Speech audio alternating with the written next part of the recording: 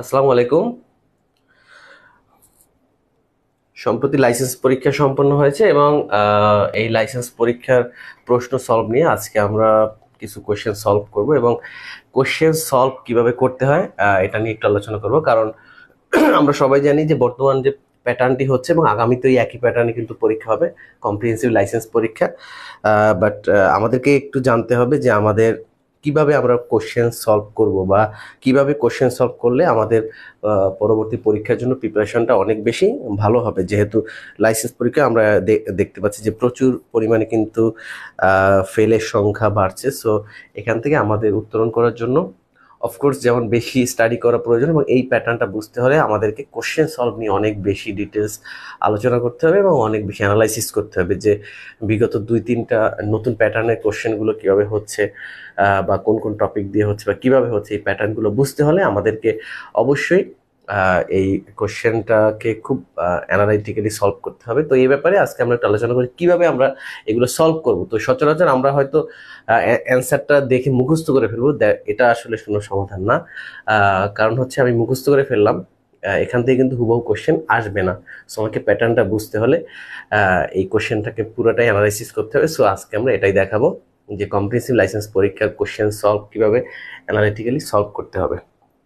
ওকে, তো আমরা সবাই একটু জয়েন হয়ে যাই এবং আমাদের পরবর্তী প্রিপারেশনের জন্য সবাই এখন থেকেই কিন্তু খুব ভালো করে প্রস্তুতি নিতে হবে। কারণ হচ্ছে আমরা যদি এখন থেকে প্রিপারেশন না নেই তাহলে কিন্তু পরবর্তী যে সেপ্টেম্বরে যে পরীক্ষাটি হবে, এই পরীক্ষাটি হয়তো সামনের দিকে আরও আগাতে পারে। তো এটা সম্পূর্ণ মন্ত্রণালয় বা নার্সিং কাউন্সিল আর ডিজির উপরে নির্ভর করবে। কেমন? ওকে, তো আমরা একটু জাস্ট ক্লাসটা শেয়ার করে দিই।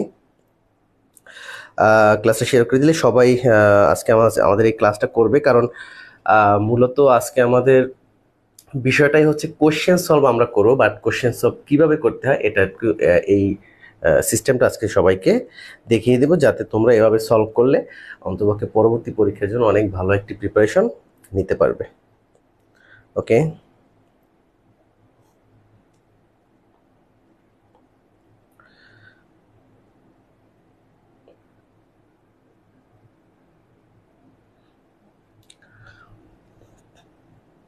সবাই একটু শেয়ার করে দিলে আমাদের সবাই কিন্তু এই ক্লাসটি পার্টিসিপেট করতে পারবে।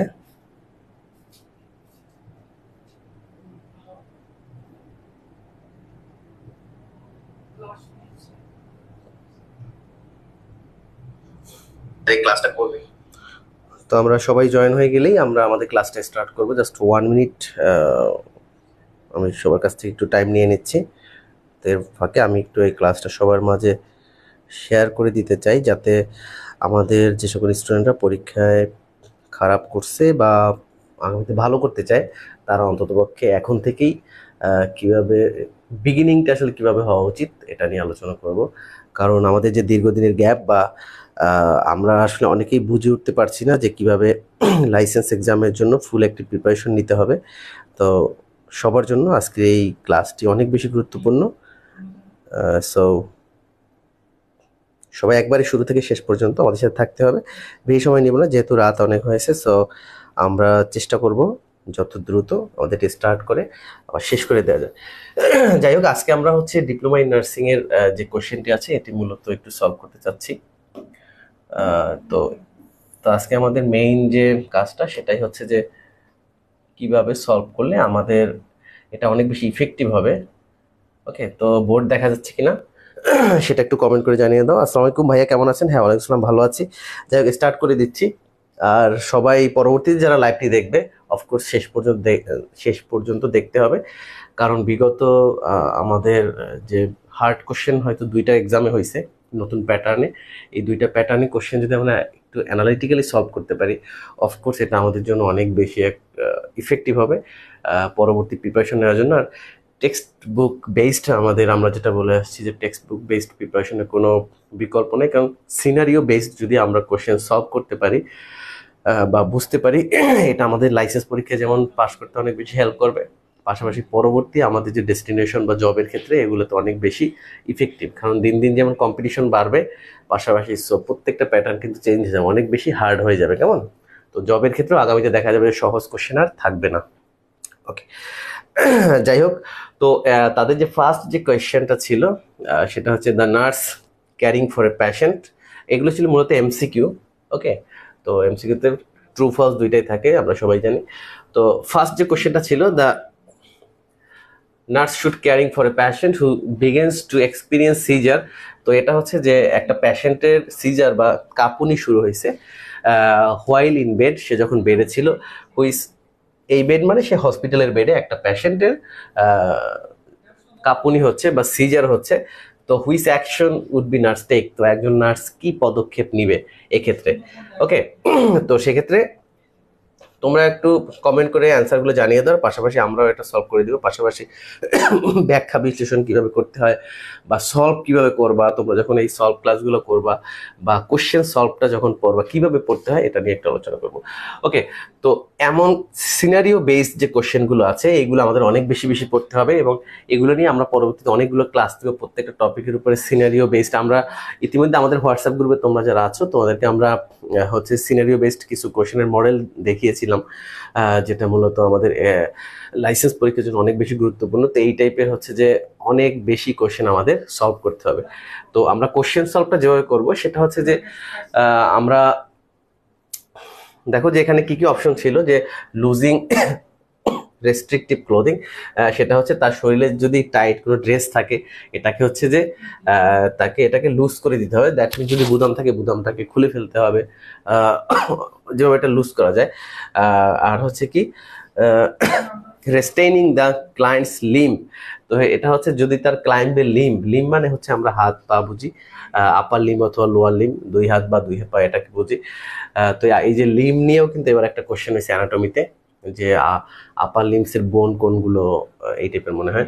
ওকে, যাই হোক, তো রেস্টেইনিং মানে হচ্ছে যে শান্ত করা, যে তার ক্লায়েন্টের লিমগুলো যদি সে উত্তেজিত হয়ে যায় সেক্ষেত্রে যদি যেহেতু সে তার সিজার হচ্ছে, দ্যাট মিনস কাঁপুনি হচ্ছে, এটাকে আমরা ধরে রাখবো কিনা বা এটাকে রেস্টেইনিং করবো কিনা। পরের যে সি নাম্বার যে অপশনটা ছিল সেটা হচ্ছে removing the pillow and raising প্যাডের সাইড রেলস। তো এটা হচ্ছে পিলোটা মানে বালিশটা সরাইতে হবে এবং সাইডে যে রেলিং থাকে এটাকে আমরা উঠিয়ে দেবো কিনা। তারপর ডি নাম্বার যে অপশনটা ছিল সেটা হচ্ছে যে positioning the client to the side if possible with the headed flex toward, এটা হচ্ছে তাকে উঠিয়ে আমরা বসাবো কিনা। তারপরে ই নাম্বার যে অপশনটা ছিল 5 নাম্বার, সেটা হচ্ছে কিপিং দ্য কার্টেন মানে হচ্ছে আমরা পর্দা যেটাকে বলি, তো around the client and the room door open so that when the help arrive they quickly enter the assist. তো এটা দ্বারা বোঝাচ্ছে যে আমাদের আশেপাশে যারা আছে তাদের হেল্প নেব কিনা, কেমন। ওকে, তো এটা কারেক্ট অ্যান্সার কে কি দিয়েছিল, তো হচ্ছে এসিডি সবাই দিয়েছিল, এসিডি কারেক্ট অ্যান্সার। সো হচ্ছে এখন আমরা পড়ার সময় আসলে কিভাবে পড়তে হবে। ওকে, তো পড়ার সময় আমাদের যেটা পড়তে হবে, যেমন আমরা যখন এই সিজার নিয়ে পড়বো, তো দ্যাট মিনস এটা একটা সিজারের প্যাশেন্ট, তো সিজার প্যাশেন্টকে কীভাবে ম্যানেজ করতে হয়। তো আমরা পড়ার সময় যেটা পড়বো সেটা হচ্ছে সিজারের যে নার্সিং ম্যানেজমেন্ট কী আছে বা এমার্জেন্সি ম্যানেজমেন্ট কী আছে, এটা আমাদেরকে আগে পড়তে হবে। তো কোশ্চেন সলভ করতে হলে আমাদেরকে এইভাবে করতে হবে যে ডিজিজটার উপরে থাকবে যা বা ওর যে স্পেসিফিক যে টপিকের উপরে আমাদের কোশ্চেনটা থাকবে, এই কোশ্চেনটা সম্পর্কে আমাদের ডিটেলস জানতে হবে। সেক্ষেত্রে আমরা বইয়ের হেল্প নিতে পারি অথবা তোমরা গুগলের হেল্প নিতে পারো। দ্যাট মিনস আগে আমাদের জানতে হবে যে সিজারের সাইন সিমটম কী হতে পারে বা সিজারের নার্সিং ম্যানেজমেন্ট কী হতে পারে বা মেডিকেল ম্যানেজমেন্ট কী হতে পারে। এগুলো হলে আমরা কিন্তু আলটিমেটলি এই সিজার নিয়ে যত ধরনের কোশ্চেন আসবে পরবর্তীতেও যদি যে কোনো ধরনের কোশ্চেন আসে, অফকোর্স আমরা কিন্তু এটি কারেক্ট অ্যান্সার করতে পারবো। সো দেখো এখানে কারেক্ট অ্যান্সার হচ্ছে কি এ নাম্বার, হচ্ছে আমাদের লুজিং যে ক্লোথ, আমাদের ক্লোথটাকে লুজ, আমাদের যে জামা কাপড় আছে রোগীর সেটাকে লুজ করতে হবে। তারপর হচ্ছে যে আমাদের সি নাম্বার কি ছিল, রিমুভিং দ্য পিলো, মানে মাথার নিচে যে পিলোটাকে রিমুভ করতে হবে এবং রেইজিং প্যাডেড সাইড রেজ। তারপর হচ্ছে ডি নাম্বার যে positioning the client to the side, মানে এটা হচ্ছে যে দেখো সিজার পেশেন্টের আমাদের ম্যানেজ করার জন্য তাদেরকে যে ডান পাশ বা বাম পাশে আমাদেরকে তাকে পজিশনিং করে রাখতে হবে। তো এভাবে আমরা যখন কোশ্চেন সলভ করব, অফকোর্স আমাদের দেখতে হবে যে আসলে এটার মূল ভিত্তিটা কি কোশ্চেনের, তো সেটা নিয়ে আমাদেরকে ডিটেলস আলোচনা করতে হবে। সো তোমরা বাসায় যেটা করবা সেটা হচ্ছে যে একটা সিজারের প্যাশেন্টের অ্যাজ এ হোল জানতে হলে আমাদেরকে তার সিজার পেশেন্টের কি সাইন সিমটম, তার ম্যানেজমেন্ট, তার নার্সিং কেয়ার কি হতে পারে, এগুলো সম্পর্কে আমাদের জানতে হবে। তাহলে কি হবে, এই টপিক দিয়ে আমাদের পরবর্তী পরীক্ষার জন্য যে প্রিপারেশন সেটা কিন্তু আলটিমেটলি হয়ে যাবে, বা এমন টপিক থেকে যে কোনো ধরনের কোশ্চেন আসলে কিন্তু আমরা হেল্প করতে পারবো। বাট আমরা যেটা করি সেটা হচ্ছে জাস্ট আমরা বিগত সালের কোশ্চেনগুলো দেখলাম, মুখস্থ করে ফেলি যে আসলে এইটা হবে, এইটা অ্যান্সার। বাট এটা কিন্তু কোশ্চেন সলভের যে পড়ার যে সিস্টেম সেটা কিন্তু না। আমাদেরকে যেটা করতে হবে, এটা সম্পর্কে বিস্তারিত আমাদেরকে পড়তে হবে, এই টপিকটা সম্পর্কে বিস্তারিত পড়তে হবে, কেমন? তো যাই হোক, তো আমরা কারেক্ট অ্যান্সার পেয়ে গেলাম। তো আমরা হচ্ছে পরবর্তী যে কোশ্চেনটা আছে, আমরা এমন কিছু কোশ্চেন আজকে আলোচনা করব যেগুলো হচ্ছে ব্যাখ্যা সহকারে আমরা পড়তে পারি, বা কিভাবে আমাদের এই কোশ্চেন সলভটা করতে হবে। আচ্ছা দেখো, আমরা major adverse effect of metformin. Okay, adverse effect মানে হচ্ছে তার আসলে খারাপ দিক কি, অ্যাডভার্স ইফেক্ট বা সাইড ইফেক্ট। তো হচ্ছে যে মেটফর্মিন আমরা জানি এটা হচ্ছে মূলত আমাদের ডায়াবেটিকের অ্যান্টি ডায়াবেটিক একটা ড্রাগ। তো এই মেটফর্মিন খাওয়ার পরে আসলে কি আমাদের সাইড ইফেক্ট হতে পারে। দেখো এখানে আমাদের তো এখন যেহেতু এটা মেটফর্মিন নিয়ে মূলত আমাদের কোশ্চেন আসছে, সো অ্যাজ এ হোল আমাদের এই যে মেটফর্মিনটা আসলে কি, এই মেটফর্মিন সম্পর্কে আমাদের ভালো ধারণা থাকতে হবে, এবং মেটফর্মিন কি টাইপ 1 ডায়াবেটিস আর টাইপ 2 ডায়াবেটিস কোনটার উপরে অ্যাপ্লাই করা হয় এটা আমাদেরকে জানতে হবে। সো তোমরা একটু কমেন্ট করে জানাতে পারো যে মেটফর্মিন আমাদের কোন পেশেন্টে দিতে হয়, টাইপ 1 ডায়াবেটিসের নাকি টাইপ 2 ডায়াবেটিস। দেখি কে পারে এই কোশ্চেনটা। তোমরা যারা আছো এই মুহূর্তে আমাদের সাথে আছো, তোমরা এভাবেই পড়বা যে টপিকটা শুধুমাত্র কোশ্চেন সলভ না করে ওই টপিকটা সম্পর্কে বিস্তারিত যাতে আমরা পড়ি, তাহলে কিন্তু আমাদের আশা করি যে তোমাদের প্রস্তুতিটা যেমন জাস্ট 100 কোশ্চেন সলভ করলে কিন্তু 1000 কোশ্চেন পড়ার মতো প্রিপারেশন হয়ে যাবে, এবং এই টপিক সম্পর্কে বিস্তারিত একটি আইডিয়া হয়ে যাবে।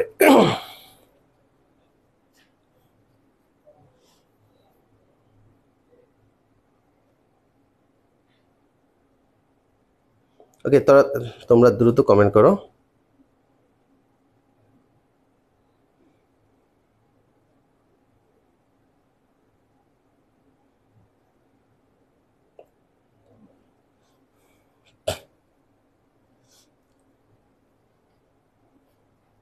ওকে, তো ওকে দেখি আমাদের কারেক্ট অ্যান্সার একজন করছে যে টাইপ 2 ডায়াবেটিস এর জন্য আমরা মূলত মেটফর্মিন দিয়ে থাকি। তামান্না ঈশা কমেন্ট করেছে ইয়েস।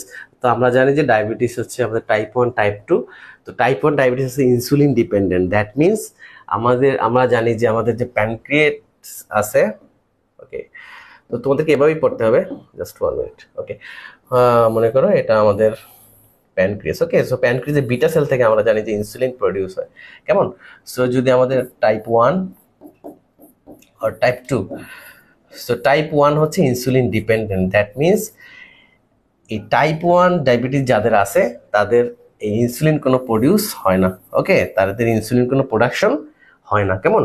ওকে, তো সেক্ষেত্রে তাদেরকে সরাসরি ইনসুলিন দিতে হয়। ইনসুলিন ডিপেন্ডেন্ট মানে হচ্ছে তার শরীরে কোনো ইনসুলিন নাই, দ্যাট মিনস রক্তে যে গ্লুকোজের যে লেভেল ইনসুলিন ছাড়া তার এই লেভেলটা কোনোভাবেই কন্ট্রোল করা যাচ্ছে না।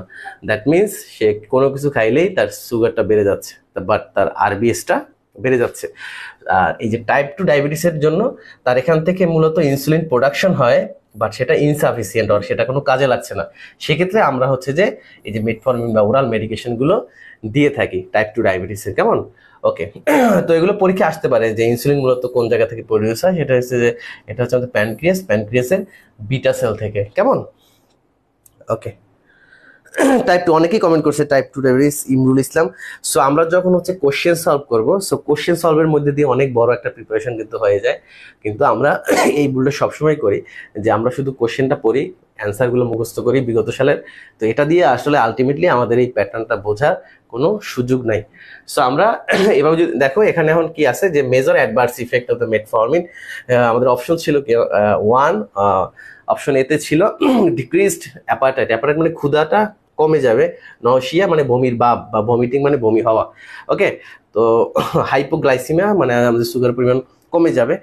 আর দেখো যে হাইপোগ্লাইসিমিয়া কিন্তু শকও হয় অনেক সময়। তো ডায়াবেটিক পেশেন্টদের এই যে হাইপোগ্লাইসেমিক শকে কিন্তু অনেক সময় চলে যায়। ওকে, তারপর দেখো ডায়রিয়া, তারপর কি আছে weight gain. So correct answer এখানে হচ্ছে কারেক্ট অ্যান্সার কি বি আর ডি। বি হচ্ছে কি নশিয়া, আর ডি হচ্ছে ডায়রিয়া। এখন আমরা দেখব এখান থেকে, দেখো এখানে পড়ার সময় আমাদের আরো যে জিনিসগুলো, যেমন অপশন, এখান থেকে আমাদের পরবর্তীতে যদি এমন টাইপের কোশ্চেন আসে অপশনগুলো কিন্তু চেঞ্জ হতে পারে। সো সেক্ষেত্রে আমাদের যেটা পড়তে হবে যে মেটফরমিনের আমাদের যে কমন সাইড ইফেক্ট সবগুলো জানতে হবে, কেমন? সো কমন যেগুলা সাইড ইফেক্ট আছে সেক্ষেত্রে আমাদের অপশন যদি পরিবর্তন হয়ে যায়, তো যারা মুখস্থ করবে তারা কিন্তু অপশন পরিবর্তন হয়ে গেলে কনফিউজড হয়ে যাবে। সো আমাদের নার্সিং স্টুডেন্ট সবসময় চায় যে একদম হুবহু কমন আসবে, এটা আমাদের একটা চাওয়া পাওয়া থাকে সবার। ওকে, কারণ আমাদের স্টুডেন্ট অবস্থা থেকে এভাবেই তৈরি করা হয় যে পরীক্ষায় যা সাজেশন দিব সেটাই সম্পূর্ণ কমন আসবে। তো আমি কয়েকদিন আগে বলেছিলাম যে ডাক্তারদের লাইসেন্স পরীক্ষা হয় না, কিন্তু তারা তো রেজিস্টার্ড নার্স, তো ডাক্তাররা কি নার্সদের থেকে মেধাবী কম কিনা? তো এটা নিয়ে অনেকেই নেগেটিভ কমেন্ট করছে। সো অনেকেই বলছে যে নার্সদেরকে আরো বেশি ডিমোশন করার এটা এটা কোনো প্রক্রিয়া কিনা যে লাইসেন্স পরীক্ষা হবে না।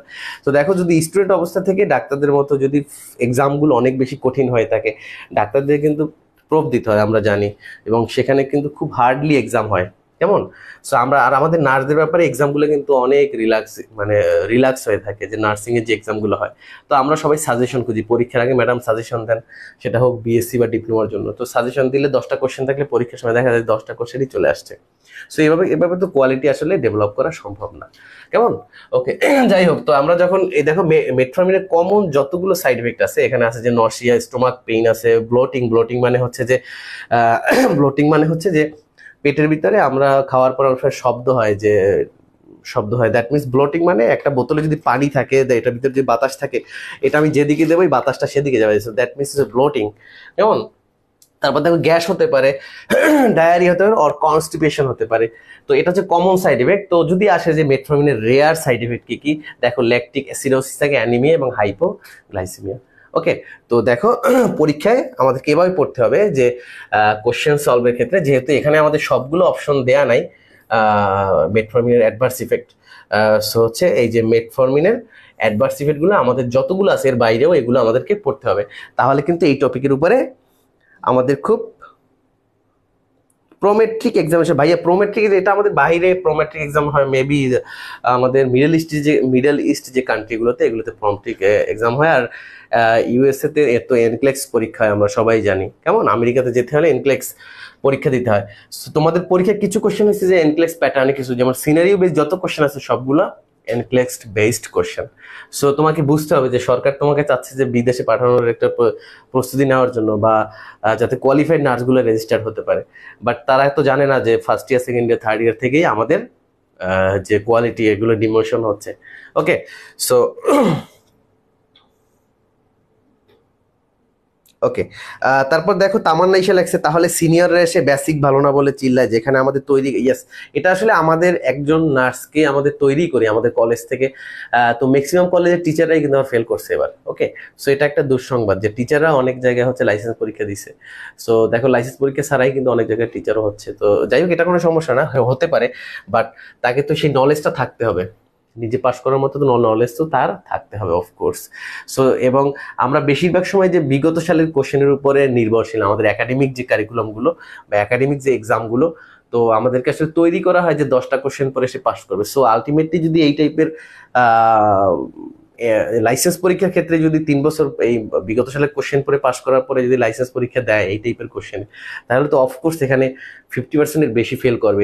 এটা একবারে কমন একটি বিষয়। ওকে, সো এটা নিয়ে দুঃখ পাওয়ার কিছু নাই, কারণ তোমাদেরকে একাডেমিক্যালি তৈরি করা হয়েছে অনেক বেশি দুর্বলভাবে, কেমন? ওকে,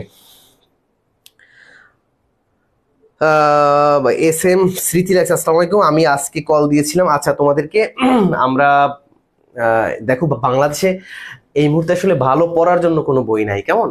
তো আমাদেরকে সিনারিও বেসড বা টেক্সট বুক বেসড যে পড়ার জন্য আসলে তেমন কোনো বই নাই। যে গাইডগুলো আছে এগুলো মূলত কিছু টপিক দিয়ে ইন্টারনেট থেকে বের করছে, এগুলো এনে করা হয়েছে। সো আমরা হচ্ছে আমরা গ্রুপে, আমাদের হোয়াটসঅ্যাপ গ্রুপে আমাদের কিছু কোশ্চেন কিন্তু আমরা দিয়েছিলাম। আমরা ইন্ডিয়া থেকে অনেকগুলো বই আনছি, 7 থেকে 8টা প্রায় আমাদের। তো ইন্ডিয়ার কম্পিটিটিভ এক্সামের জন্য, ইন্ডিয়ার তো তোমরা জানো যে অল ইন্ডিয়ার, তো দ্যাট মিনস ইন্ডিয়ার ভিতরে টোটাল সবগুলো স্টেটের জন্য তারা একই কারিকুলামে কিন্তু পড়ায়। তো আমরা এই অল ইন্ডিয়ান যে মেডিকেল কাউন্সিল বা নার্সিং কাউন্সিল আছে, সো সেখানকার যে বই যেগুলো পড়ায় বা পড়তে হয় এগুলো নিয়ে আসছি। এবং এখানে দেখলাম যে তোমাদের যে কোশ্চেনগুলো হয়েছে একদম সেম প্যাটার্নে কিন্তু ওদের বইগুলো লেখা। সো বর্তমান সরকার কিন্তু চাচ্ছে যে পার্শ্ববর্তী দেশ ইন্ডিয়াকে ফলো করে আমাদের নার্সদেরকে কীভাবে এক্সপার্ট করা যায়, কেমন? কারণ আমাদের এই দুই দেশের যদি কোলাবোরেশনে যদি ভালো হয়, অফকোর্স বাংলাদেশের নার্সরাও বাহিরে আমরা এক্সপোর্ট করার মাধ্যমে অনেক বেশি কিন্তু আমরা যেটাকে বলে যে রিজার্ভ, বাংলাদেশের রিজার্ভ বাড়াতে পারবে, কেমন? ওকে, সো এই বই থেকে আমাদের হচ্ছে পরবর্তী প্রিপারেশনগুলো থাকবে এবং সেখানে এটা অনেক বড় বই, আমরা ইন্ডিয়া থেকে কয়েকটা বই আনছি, 8টার মতো বই নিয়ে আসছি। সো এখান থেকে আমরা এখানে সাবজেক্ট ওয়াইজ এখানে এভাবে টেক্সট বুক বেসড কোশ্চেন আছে, পাশাপাশি হচ্ছে থিওরিটিক্যাল কিছু কোশ্চেন আছে। সো আমরা প্রত্যেকটা সাবজেক্টের থিওরিটিক্যাল আগে কিছু পড়ানোর পরে আমরা সেখান থেকে কোন ধরনের কোশ্চেন এত আসতে পারে, তো একদম বেসিক থেকে শুরু করে এখানে একদম সিনারিও বেসড যে কোশ্চেনগুলো হয়, তো সবগুলো আমরা ইনশাল্লাহ সলভ করবো। তো সবাই রেগুলার আমাদের সাথে থাকতে হবে। যাই হোক, আজকে আমরা পড়াচ্ছিলাম যে আমাদের কোশ্চেন সলভটা কিভাবে করতে হয় বা কিভাবে আমরা কোশ্চেন সলভ করব। তো গতানুগতিক ধারা বা এভাবে কিন্তু পড়লে আমরা আসলে আলটিমেটলি ভালো করতে পারবো না। দেখো আমাদের পরের কোশ্চেন কি ছিল, সেটা হচ্ছে functions of antibodies. Functions of antibodies, ভাইয়া বাঁশ দিয়ে বেশি ভালো হবে, কি লাগছে? ও, বিদেশ নিয়ে যাবে, বাঁশ দিয়ে বিদেশ নিয়ে যাবে। আসলে বিদেশ নিতে হলে তোমাকে অফকোর্স কোয়ালিটি এনশিওর করতে হবে, কারণ কোয়ালিটি এনশিওর ছাড়া বাংলাদেশ সরকার, তোমরা জানো এর আগে দেশের বাইরে আইসিইউ নার্সের জন্য রিকমেন্ডেশন ছিল হচ্ছে যে কোভিড পিরিয়ডে, বাট বাংলাদেশের নার্সরা তাদের এক্সপার্টনেসের জন্য কিন্তু সেখানে সরকার পাঠাইতে পারে না। সো কোয়ালিটিটা আমি মনে করি এটা স্টুডেন্ট অবস্থা থেকে ডেভেলপ করা উচিত, এবং সেক্ষেত্রে আমাদের যদি কোয়ালিটি না থাকে বা আমার যদি কোয়ালিটি না থাকে, অফকোর্স এর দায়ভার আমার একাডেমিক ইয়ার যেগুলো ছিল বা আমার একাডেমিক যে কারিকুলাম, আমার একাডেমিক টিচার বা একাডেমিক ফ্যাকাল্টি, এরা সব কিছু তারাই আমার সব কিছুর, মানে আমার যদি নলেজ কম থাকে এর জন্য দায়ী হচ্ছে তারা, কেমন? ওকে, সেপ্টেম্বরে কি সেম প্যাটার্ন? ইয়েস, সেম প্যাটার্নে কোশ্চেন হবে এবং প্যাটার্ন আরো বেশি। আর দেখো এগুলো আসলে কঠিন না, মানে যেটা বলবো যে আসলে এই কোশ্চেন যদি ইন্ডিয়াতে হয়, ইন্ডিয়াতে এই প্যাটার্নটা অনেক বেশি সহজ, কারণ তারা পড়েই আসছে এভাবে, তাদের একাডেমিক স্টুডেন্টকে তৈরি করা হয় এভাবে। ওকে, কিন্তু বাংলাদেশের প্রেক্ষাপটটা সম্পূর্ণ ভিন্ন। এখানে যেমন একদম লো কোয়ালিটির টিচার দিয়ে যেভাবে পড়ানো হয় বা বিগত সালে কয়েকটা কোশ্চেন দিয়ে যেভাবে পাশ করানো হয়, এটা আমাদের জন্য সত্যি দুর্ভাগ্যজনক একটা ব্যাপার। বা নার্সিং এর মতো একটি পেশার 12টা বাজানোর জন্য জাস্ট এই সিস্টেমটাই যথেষ্ট। বা বাংলাদেশে আগামী 20 বছরেও হেলথ মানে নার্সিং কেয়ারের কোনো পরিবর্তন হবে না, জাস্ট এই ওয়ান অ্যান্ড অনলি কজ, সেটা হচ্ছে যে বিগত সালে কোশ্চেন পড়াইয়া বা কয়েকটা কোশ্চেন পড়াইয়া পরীক্ষায় পাস করানো বা রেজিস্ট্রেশন কমপ্লিট করা। ওকে, সো এই জন্য আমাদের অনেক বেশি। আচ্ছা, একজন বলছে যে বইটা কিভাবে আছে। অ্যাকচুয়ালি আমরা ইন্ডিয়ান বইগুলো শুধু একটা করে নিয়ে আসছি, এগুলা মেইন বই, একটা বইয়ের ওজনই আছে প্রায় 7 থেকে 8 কেজি। ওকে, তো হচ্ছে যে এগুলো আমরা একটা একটা করে আছে, এগুলো আমাদের মেইন পারপাসটাই হচ্ছে যে আমরা যদি এখান থেকে স্টুডেন্টদেরকে ডেলিভারি দিতে পারি পড়াটা। অফকোর্স যেহেতু বাংলাদেশে ওই ধরনের পড়ার মতো কোনো কন্টেন্ট বা বাংলাদেশে ওই ধরনের কোনো বই নাই এই মুহূর্তে আমাদের একাডেমিক্যালি পড়ানোর জন্য, বা টেক্সট বুক বেসড কোনো ধরনের কোনো বই নাই। সো এই জন্য, বাট এখানে একদম সিস্টেমেটিক্যালি সব কিছু দেওয়া আছে, theory part, MCQ part, scenario based সব কিছু দেওয়া আছে। সো আমরা এই বই থেকে আমাদের পরবর্তী যেগুলো নোট আর স্টুডেন্টদেরকে যত গাইডলাইন দেওয়া বা তাদের প্র্যাকটিস করা সব কিছু এটার উপরে বেসড করে হবে ইনশাল্লাহ, ঠিক আছে? সো যাই হোক, তো হচ্ছে একজন বলছে যে সমূলে, ইয়েস, বাংলাদেশের নার্সিং কেয়ার পরিবর্তন করতে হলে সমূলে উৎপাদন, মানে কি লাগছে, সমূলে উৎপাদন করা দরকার। রাইট, এটাকে টোটালি একদম কি বলে যে গোড়া থেকে চেঞ্জ করতে হবে, কেমন? আমাদের গোড়া থেকে চেঞ্জ করতে হবে। আগে হচ্ছে শিক্ষককে নলেজেবল হতে হবে। বাংলাদেশে নার্সিংয়ের শিক্ষকরা যতদিন পর্যন্ত নলেজেবল না হবে বা অতদিন পর্যন্ত আমাদের স্টুডেন্টরাও ওইভাবে নলেজেবল হবে না। ওকে, সো আমরা চলে যাচ্ছি, দেখো ফাংশনস অফ অ্যান্টিবডিজ। তোমরা জানো যে অ্যান্টিবডি কি? অ্যান্টিবডি। ওকে, যাই হোক, তো দেখো এই কোয়েশ্চেনটা ইন্টারেস্টিং, যেটা হচ্ছে যে function of antibodies helps to neutralize antigens. দেখো এই যে অ্যান্টিবডি আর দেয়ার ইজ এ কোরিলেশন, এটার সাথে রিলেশন আছে, কেমন? অ্যান্টিবডিজ অ্যান্ড, এটা একটা মাইক্রোবায়োলজির কোয়েশ্চেন, ওকে, সো মাইক্রোবায়োলজিতে অনেকগুলো কোশ্চেন আসছে, এবার দেখলাম মাইক্রোবায়োলজি অ্যান্ড প্যাথোফিজিওলজি। সো এই মাইক্রোবায়োলজি এবং প্যাথোফিজিওলজি এইগুলো কিন্তু আমাদের নার্সিং এ পড়ানো এবং রিসার্চ থেকে অনেকগুলো কোশ্চেন আসে। দেখো যে যে টপিকগুলো সব থেকে বেশি স্কিপ করা হয় আমাদের ইনস্টিটিউট বা কলেজে, সেই টপিক দিয়ে সব থেকে বেশি কোশ্চেন আসছে। সো তোমরা বুঝতেই পারছো যে কি পরিমাণ বাস তোমাদেরকে একাডেমিক ইয়ারগুলোতে দিছে, বা তোমরা যখন স্টুডেন্ট ছিল তখন তোমাদেরকে টিচাররা দিছে। সো তোমাদের টিচারদেরকে ধরো, দেখো তারা কোনো সলিউশন দিতে পারে কিনা। ওকে, দ্য ফাংশনস অফ অ্যান্টিবডিজ।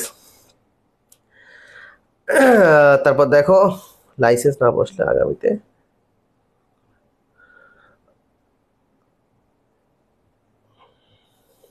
আচ্ছা এটা হচ্ছে যে ফাংশনস অফ অ্যান্টিবডিজ আর কি হেল্পস টু নিউট্রালাইজ। নিউট্রালাইজ মানে কি? নিউট্রাল মানে হচ্ছে সে ডানেও যাবে না, সে বামেও যাবে না, কেমন? যে জায়গা আছে ওই জায়গায় সে স্থির থাকবে, সেটা হচ্ছে নিউট্রালাইজ করা। ইনহ্যান্স মানে বৃদ্ধি করা, ইনহ্যান্স মানে হচ্ছে বৃদ্ধি করা।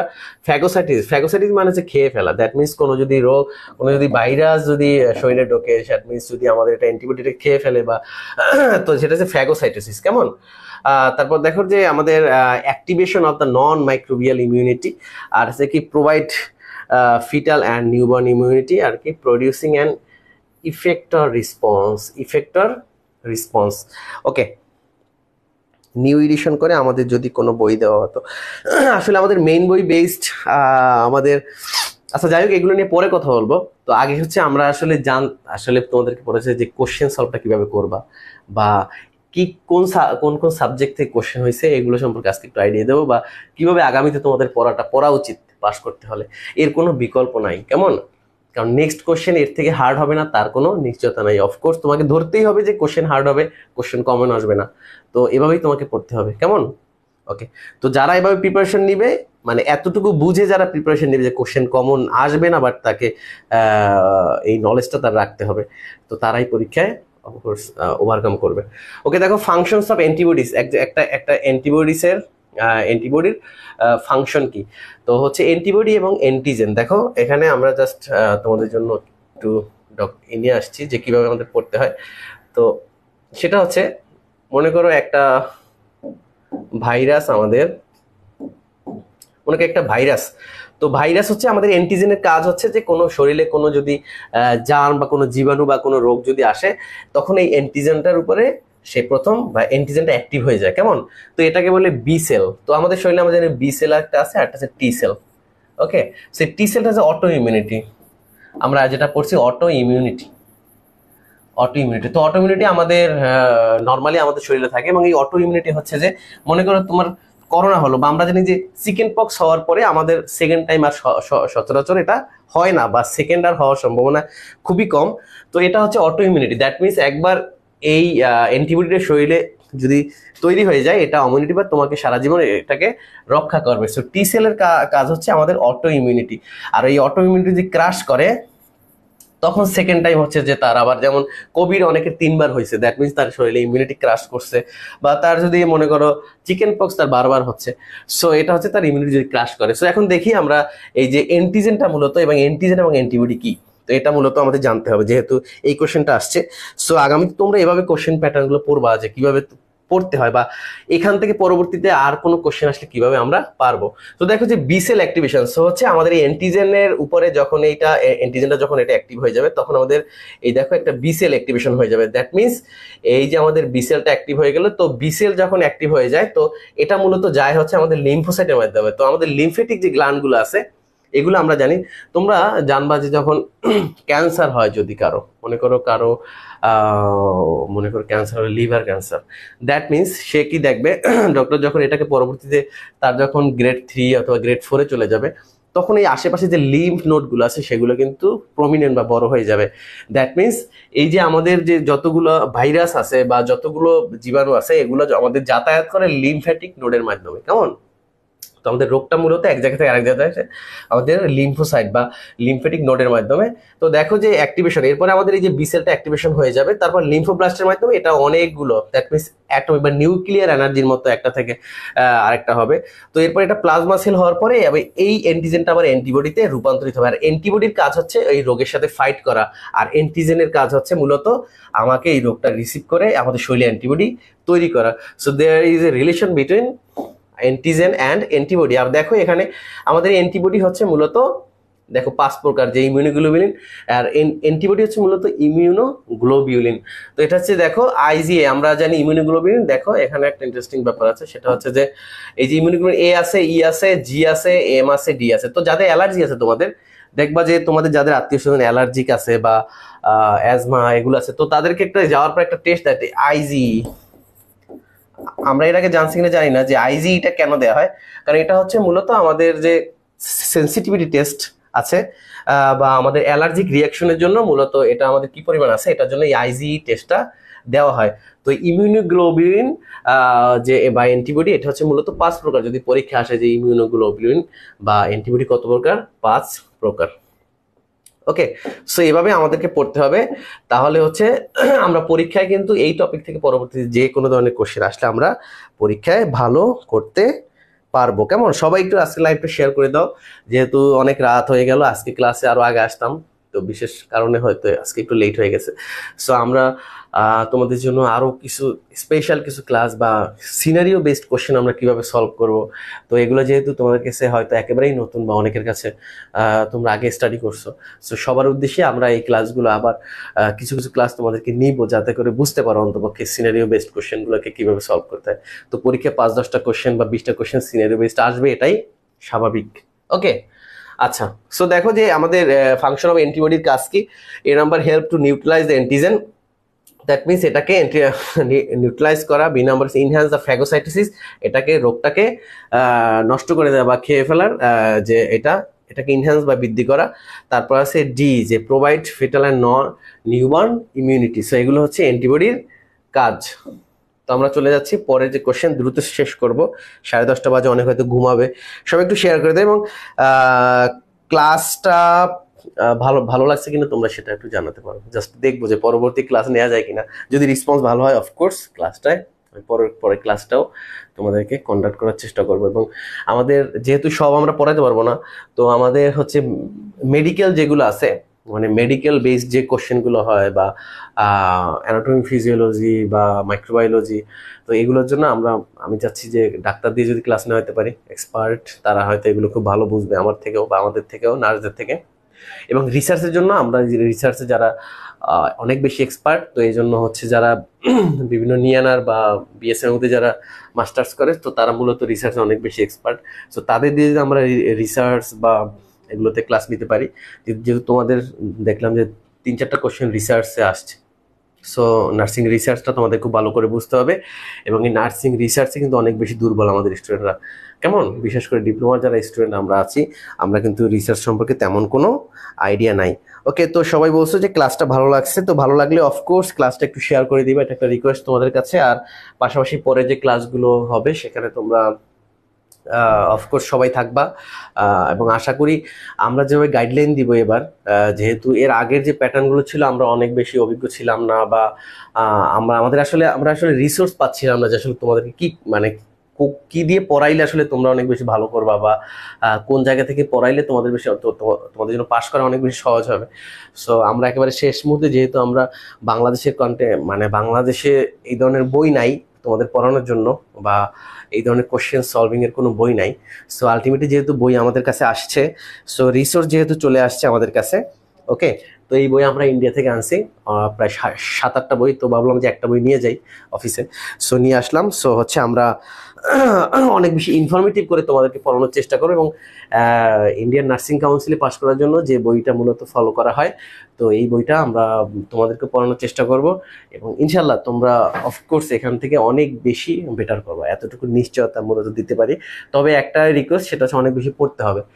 তো সবাই মূলত সাজেশনের জন্য অনেক বেশি এক কথা ডিস্টার্ব করো সবাই। তো সাজেশন নিয়ে আসলে পরীক্ষা পাস করা বা সাজেশন নিয়ে একজন ভালো নার্স হওয়া, একজন এক্সপার্ট নার্স হওয়া কিন্তু আসলে অনেক বেশি ইম্পসিবল। বিকজ এই নার্সিং কারিকুলাম বা নার্সিং নলেজ, এটা একটা বাস্ট একটা সিলেবাস, বাস্ট একটা নলেজ। সো এটা দিয়ে আসলে শর্টকাটের কিছু নাই। সো একদমই তোমাকে ওয়ার্ল্ড ওয়াইড সব কিছু জানতে হবে, এর কোনো বিকল্প নাই। তো পরিশ্রমের কোনো বিকল্প নাই। কে মেধাবী বা কে কম মেধাবী পাস করার ক্ষেত্রে, এটা অনেকে বলছে যে সে একটা ডেফিনেশন বলতে পারে না, বাট সে পরীক্ষা পাস করছে। আবার যে অনেক ক্লাসে খুব ভালো করতো সে পরীক্ষা ফেল করছে। সো কোশ্চেনের যে প্যাটার্ন, এখানে মেধাবীর থেকে বুঝে পড়াটা বা অনেক বেশি পরিশ্রম করাটা অনেক বেশি ইম্পর্টেন্ট। তো অনেক বেশি হাই লেভেলে একদম স্টাডি করতে হবে, এর কোনো বিকল্প নাই। কেমন? আমাদের নোট অ্যান্ড লং ইনফরমেশন যদি দিতেন। ইয়েস, নোট তো আমরা আলটিমেটলি আমাদের কাছে বাংলাদেশের এই আমাদের নার্সিং এর এগুলো পড়ার মতো কোনো রিসোর্স নাই এই মুহূর্তে। তো আমরা আলটিমেটলি ইন্ডিয়া থেকে যেহেতু অনেকগুলো রিসোর্স কালেক্ট করে ফেলছি, তো আশা করি ইনশাল্লাহ পড়ানোর জন্য তো আগামী 6 মান্থ যদি আমরা এখান থেকে স্টাডি করতে পারি, অফকোর্স মানে এখান থেকে ভালো করা 100% সম্ভব। তো সেক্ষেত্রে স্টুডেন্টদেরকে অনেক বেশি পড়তে হবে, এর কোনো বিকল্প নাই। কেমন? ওকে, আচ্ছা। তো হচ্ছে বইটা কিভাবে, অনেকে বলছে দেখো বই আমরা আনছি প্রত্যেকটা বই একটা করে, সো এগুলো আসলে বিক্রি করার মানে বিক্রি করার জন্য আমরা আনি না। আর বইগুলো অনেক বেশি বড় বড়, একটা বই 700 পেজ 800 পেজ বা অনেক বড়। ওকে, সো এই বইগুলো নেওয়ার দরকার নাই। তো আমরা এগুলো দিয়ে তোমাদেরকে মূলত যে যা যা পড়া দরকার এগুলো দিব। তো এই জন্যই মূলত আমরাও আসলে চাচ্ছি যে এই বিগত দুইটা সালের কোশ্চেনকে মূলত অ্যানালাইসিস করা, যে আসলে কোন কোন টপিক অনেক বেশি গুরুত্বপূর্ণ বা যেগুলো পড়াইলে আসবে। পাশাপাশি তোমাদেরকে সিলেবাসটা নিয়েও আলোচনা করব, যে সিলেবাসে কোন কোন টপিকগুলো আছে। তো সিলেবাস অনুযায়ী তোমাদের তো একাডেমিক ইয়ারগুলোতে আসলে পড়ানো হয় না, তো এই জন্য আলটিমেটলি কিন্তু আমরা আমাদের স্টুডেন্টরা ভালো নলেজ নিয়ে বের হয় না। কেমন? সো টিচারদের অনেক বেশি দায় দায়িত্ব আছে, বা এই ফেল করার পিছনে টিচারদের অনেক বেশি কি বলে রেসপন্সিবিলিটি আছে। সো তাদের দায়ী সবকিছু ইনশাল্লাহ। তো দেখো বোনস অফ আপার লিম, দেখো এই আপার লিম নিয়ে একটা এসে, আপার লিম। তো হচ্ছে অনেকে আমরা আসলে জানি না আপার লিম আসলে আপার লিম বা লোয়ার লিম কি। ওকে, দেখো এই জন্য তোমাদের জন্য ছবি নিয়ে আসছি যে আপার লিম এবং লোয়ার লিম কি। দেখো এটা হচ্ছে আপার লিম। দেখো এই যে স্ক্যাপুলা থেকে শুরু, এটা হচ্ছে স্ক্যাপুলা। কেমন? এটা হচ্ছে স্ক্যাপুলা, বা এটা বলে বিউটি বোন, বা এটাকে আমরা কি বলি, আচ্ছা যাই হোক। তো এটা হচ্ছে আপার লিম আর এটা হচ্ছে লোয়ার লিম। লোয়ার লিম আমাদের এই যে স্যাক্রাম, বা এটাকে কি বলে, আমাদের এটা হিপ জয়েন্ট। আর পাশাপাশি হচ্ছে যে আমাদের পায়ের যে অংশটা, এটা হচ্ছে আমাদের লোয়ার লিম। তো আপার লিম এবং লোয়ার লিমে যে বোনস গুলো আছে, এগুলো তোমাদেরকে জানতে হবে, পরীক্ষা আসতে পারে এখান থেকে অফকোর্স। যেহেতু আপার লিম লোয়ার লিম, এটা এটা অফকোর্স আমাদেরকে খুব ভালো করে পড়তে হবে যে আপার লিম্বে কি কি বোনস থাকে বা লোয়ার লিম্বে কি কি বোনস থাকে। ঠিক আছে? ওকে, দেখো দেখো এই যে আপার লিম্বে কি কি কি থাকে। এই যে স্ক্যাপুলা আছে, তারপরে এই যে হিউমেরাস আছে। হিউমেরাস তো এটা আমরা জানি। আর রেডিয়াস এবং আলনা, রেডিয়াস এবং আলনা। ওকে, রেডিয়াস এবং আলনা। তারপর হচ্ছে আমাদের কার্পাল মেটাকার্পাল, এগুলো তো যেহেতু আমাদের হাতে। আর তোমরা জানো যে আমাদের রেডিয়াস এবং আলনা, এটা আমরা বুঝবো কোথায় যে রেডিয়াস আলনা। তো হচ্ছে আলনা সবসময় ভিতরে থাকে। সো হাতটা যদি আমরা, তো অ্যানাটমিক্যাল পজিশন তো এভাবে বসে। সো এখানে হচ্ছে ভিতরে যেটা, এটা হচ্ছে আলনা, আর বাইরেটা হচ্ছে রেডিয়াস। আর পায়েরটা ক্ষেত্রে হচ্ছে টিবিয়া ফিবুলা। টিবিয়া হচ্ছে ভিতরেরটা আর বাইরেটা হচ্ছে ফিবুলা। ওকে, আচ্ছা। দেখো এটা হচ্ছে আপার লিম। সো তোমাদের যাদের ধারণা ছিল না যে আপার লিম কি বা লোয়ার লিম কি, তোমরা একটু দেখে নাও যে আপার লিম লোয়ার লিমের ভিতরে দেখো ফিমার, এটা তো সব থেকে বড় একটি বোন আমরা জানি, ফিমার। ওকে, তারপর দেখো যে প্যাটেলা, প্যাটেলা বা নি জয়েন্ট। তারপর হচ্ছে টিবিয়া ফিবুলা। তারপর হচ্ছে কি আমাদের টার্সাল বা মেটাটার্সাল, বা ফ্যালাঞ্জেস হচ্ছে আঙুলের যে বোনগুলো, ফ্যালাঞ্জেস হচ্ছে আঙুলের গুলা। আর এগুলো হচ্ছে টার্সাল মেটাটার্সাল। ওকে, আর হাতে হচ্ছে কার্পাল মেটাকার্পাল। ঠিক আছে? সো এগুলো দেখো যে বোনস অফ আপার লিম, আপার লিমের ভিতরে কি আছে। তোমরা যদি আগে থেকে জানতা যে এখানে আপার লিম এবং লোয়ার লিমের ভিতরে কি কি আছে, অফকোর্স এটা কিন্তু তাদের জন্য অনেক বেশি সহজ। দেখো আপার লিমের ভিতরে কি আছে, দেখো রেডিয়াস আলনা। রেডিয়াস আলনা কি আমাদের আপার লিম্বে আছে? হ্যাঁ, সো এটা কারেক্ট। স্ক্যাপুলা, স্ক্যাপুলা হচ্ছে এইটা স্ক্যাপুলা। তো স্ক্যাপুলা কারেক্ট অ্যান্সার। টার্সাল, টার্সাল তো হচ্ছে যে পায়ে থাকে, সো এটা না। টিবিয়া, টিবিয়া হচ্ছে পায়ে থাকে, এটা না। হিউমেরাস, হিউমেরাস হচ্ছে আপায়। তো দেখো এই এ বি ই, এই তিনটা হচ্ছে কারেক্ট অ্যান্সার। ক্লিয়ার? সো আমরা যদি এভাবে একটু ব্যাখ্যা সহকারে যদি পড়তে পারি, বা এই যে আপার লিম্বের সাথে যদি আমরা আসলে লোয়ার লিম্বটাও যদি পড়ে ফেলি, তাহলে লোয়ার লিম্ব থেকে যদি পরের পরীক্ষায় লোয়ার লিম্ব থেকে আসে, আমরা কিন্তু অফকোর্স পারবো। এবং এখানে তোমরা আরো কিছুই করতে পারো, যে এখানে কার্পাল বোন কয়টা, মেটাকার্পাল বোন কয়টা, এগুলো যদি আরো বেশি বিস্তারিত পড়তে পারো। পাশাপাশি তোমাকে এই যে অ্যানাটমিক্যাল জয়েন্ট কতগুলো আছে, সাইনোভিয়াল জয়েন্ট কতগুলো আছে, এগুলো কিন্তু তোমাদেরকে পড়তে হবে। তারপর বোনসের ভিতরে দেখলাম যে ফ্ল্যাট বোন, তারপরে লং বোন, শর্ট বোন, ফ্ল্যাট বোন, এগুলো তোমাদেরকে কিন্তু অফকোর্স পড়তে হবে। তাহলে কিন্তু পরীক্ষায় যেখান থেকে কোশ্চেন আসুক, দেখলাম যে এইসব টপিক থেকে অনেক বেশি কোশ্চেন চলে আসে। So this is very important. আচ্ছা, একজন বলছে যে হ্যাঁ, তো হচ্ছে আমরা যেহেতু আমি আরো একবার তোমাদেরকে একটু ধারণা দেই, সেটা হচ্ছে বাংলাদেশে এর আগে যেহেতু এটা একেবারেই নতুন প্যাটার্ন, সো এই নতুন প্যাটার্নে পড়ানোর মতো কোনো রিসোর্স বাংলাদেশে এর আগে ছিল না যে তোমাদেরকে কি পড়াবো বা কি করব। সো আলটিমেটলি যেহেতু আমরা এখন বুঝে গেছি যে কোন প্যাটার্নে পড়াইতে হবে, সো আলটিমেটলি যেহেতু আমরা রিসোর্স অলরেডি কালেক্ট করে ফেলছি, তো ইনশাল্লাহ তোমাদেরকে এখন খুব ভালো একটা গাইডলাইন দেওয়ার জন্য বা সিনারি এভরিথিং যত ধরনের যত কোয়ালিটির কোশ্চেন আছে সবগুলো রিসোর্স এখন আমাদের কাছে আছে। যেহেতু আমরা যেহেতু মানে ইন্ডিয়ান সিস্টেমে এখন এক্সাম হচ্ছে, সো আমরা ওই সিস্টেমের সবগুলো বই ইনশাল্লাহ নিয়ে আসছি। সো আগামীতে যেহেতু আমরা আমাদের টেক্সট বুক বেসড, যেটাকে আমরা বলি টেক্সট বুক বেসড, এখানে আসলে আমরা টেক্সট বুক বেসড আমরা যদি পড়াই সেক্ষেত্রে আগে হচ্ছে থিওরিটা পড়াইতে হবে, কেমন থিওরিটা আমাদেরকে পড়াইতে হবে। দ্যাট মিনস এই বোনসের উপর আমাদের আগে থিওরি পড়াবো। থিওরি পড়ার পরে এখানে এমসিকিউ কেমন হতে পারে, তারপর হচ্ছে যে আমাদের সিঙ্গেল চয়েস কেমন হতে পারে, পাশাপাশি সিনারিও বেসড কোশ্চেন কেমন হতে পারে, এইগুলো আলোচনা করতে হবে। সো আগে মাথায় রাখতে হবে থিওরি। তো এর আগে তোমাদেরকে স্টুডেন্টের মাথা থেকে একটা জিনিস বের করতে হবে, সেটা হচ্ছে কোনো শর্ট সাজেশন চাওয়া যাইবে না, কোনো শর্ট সাজেশন দেওয়া হবে না, শর্ট কিছু পড়ানো হবে না, সব কিছু বিস্তারিত পড়ানো হবে। দ্যাট মিনস তোমাকে এমসিকিউ মানে তোমাকে কোশ্চেনের থেকে তোমাকে থিওরি অনেক বেশি পড়তে হবে। সো থিওরি যদি আমরা খুব ভালো করে পড়তে পারি, থিওরির ভিতর থেকেই তো সব কোশ্চেন হবে, তাই না? সো থিওরিটা যদি আমরা যদি বুঝাইয়ে পড়াইতে পারি তোমাদেরকে, অফকোর্স কোশ্চেন যেখান থেকেই হোক তুমি অফকোর্স সেখান থেকে অ্যান্সার করতে পারবা, কেমন? ওকে, তো এই বেসিকটা অনেক দুর্বল ছিল। সো এখান থেকে আশা করি যে তোমরা রোজ পেতে চাই, এমন ক্লাস রোজ পেতে চাই বিথি চৌধুরী। হ্যাঁ, আমিও তোমাদেরকে সাথে কিছু ক্লাস নিব, পাশাপাশি আমাদের রিসার্চের জন্য এক্সপার্ট থাকবে। রিসার্চ নিয়ে তোমাদের যে যেমন আমরা কোশ্চেনের স্যাম্পলিং এগুলো দিয়ে যেহেতু কোশ্চেন আসছে বা রিসার্চ টাইটেল এগুলো নিয়ে আমাদের যে কোশ্চেনগুলো হয়ে থাকে, রিসার্চ নিয়ে কিন্তু সামনেও কোশ্চেন হবে। তো নার্সিংয়ের রিসার্চ অনেক বেশি গুরুত্বপূর্ণ। ওকে, তো ইন্টারন্যাশনালি একজন নার্সের কিন্তু পাবলিকেশন থাকা উচিত। তো রিসার্চ নিয়ে আমারও একটা ইন্টারন্যাশনাল পাবলিকেশন আছে, তোমরা জানো যে কোভিডকালীন পিরিয়ডে বাংলাদেশে ফার্স্ট যে রিসার্চটি হয় সেখানে আমি ছিলাম, সেটাতে ফার্স্ট মানে বাংলাদেশের ভিতরে নার্সদের নিয়ে ফার্স্ট যে রিসার্চটা হয় সেখানে আমি ছিলাম। এবং এই রিসার্চটা আমেরিকা থেকে শুরু করে ওয়ার্ল্ড ওয়াইড যত বড় বড় রিসার্চ অথরিটি আছে সবাই কিন্তু এটা পাবলিক মানে এটা তারা তাদের ওয়েবসাইটে পাবলিশ করছে, কেমন? তারপর আমি এটা নিব না, রিসার্চের জন্য অনেক বেশি এক্সপার্ট আছে। আমার ফ্রেন্ড আছে কানাডা আছে, ইউএসএ তে, অনেকে পিএইচডি করে, অনেকে এমফিল করে বা মাস্টার্স করে। সো আমি চাইবো যে রিসার্চটা তোমাদেরকে একটু ভালো করে নলেজ দেওয়ার জন্য, যাতে করে রিসার্চের 2-4-5টা যে কোশ্চেনই আসুক তোমরা একদিন ডাইরেক্ট হিট করতে পারো, কেমন? তো যেহেতু টিচাররা তোমাদের খুব ভালো করে পড়ায় নাই, সো রাবিয়া তাসনিয়া বলছে but short time long education, no, এটা তোমার একটা ভুল ধারণা। আমি মনে করি যেহেতু তোমাদের ফাউন্ডেশন সবাই তো তৈরি হয়ে গেছে, অফকোর্স আমরা তো মেডিকেল বা নার্সিং কি এটা তো অন্তপক্ষে সবাই বুঝি, তাই না? তো এরপরে এর ভিতরে যে লেখাপড়াগুলো এখন জাস্ট আমরা যেভাবে সিকোয়েন্সলি পড়াবো, এভাবে যদি আমরা পড়তে পারি, এই সিকোয়েন্স হচ্ছে যে আমরা 1-এর পর 2, 2-এর পর 3, এটা হচ্ছে মূলত সিকোয়েন্স বা এটাকে কি বলে ক্রোনোলজি। ক্রোনোলজি যদি আমরা ফলো করতে পারি, ক্রোনোলজি হচ্ছে মানে 1-এর পর 2 বা সিকোয়েন্স মেনটেন করা।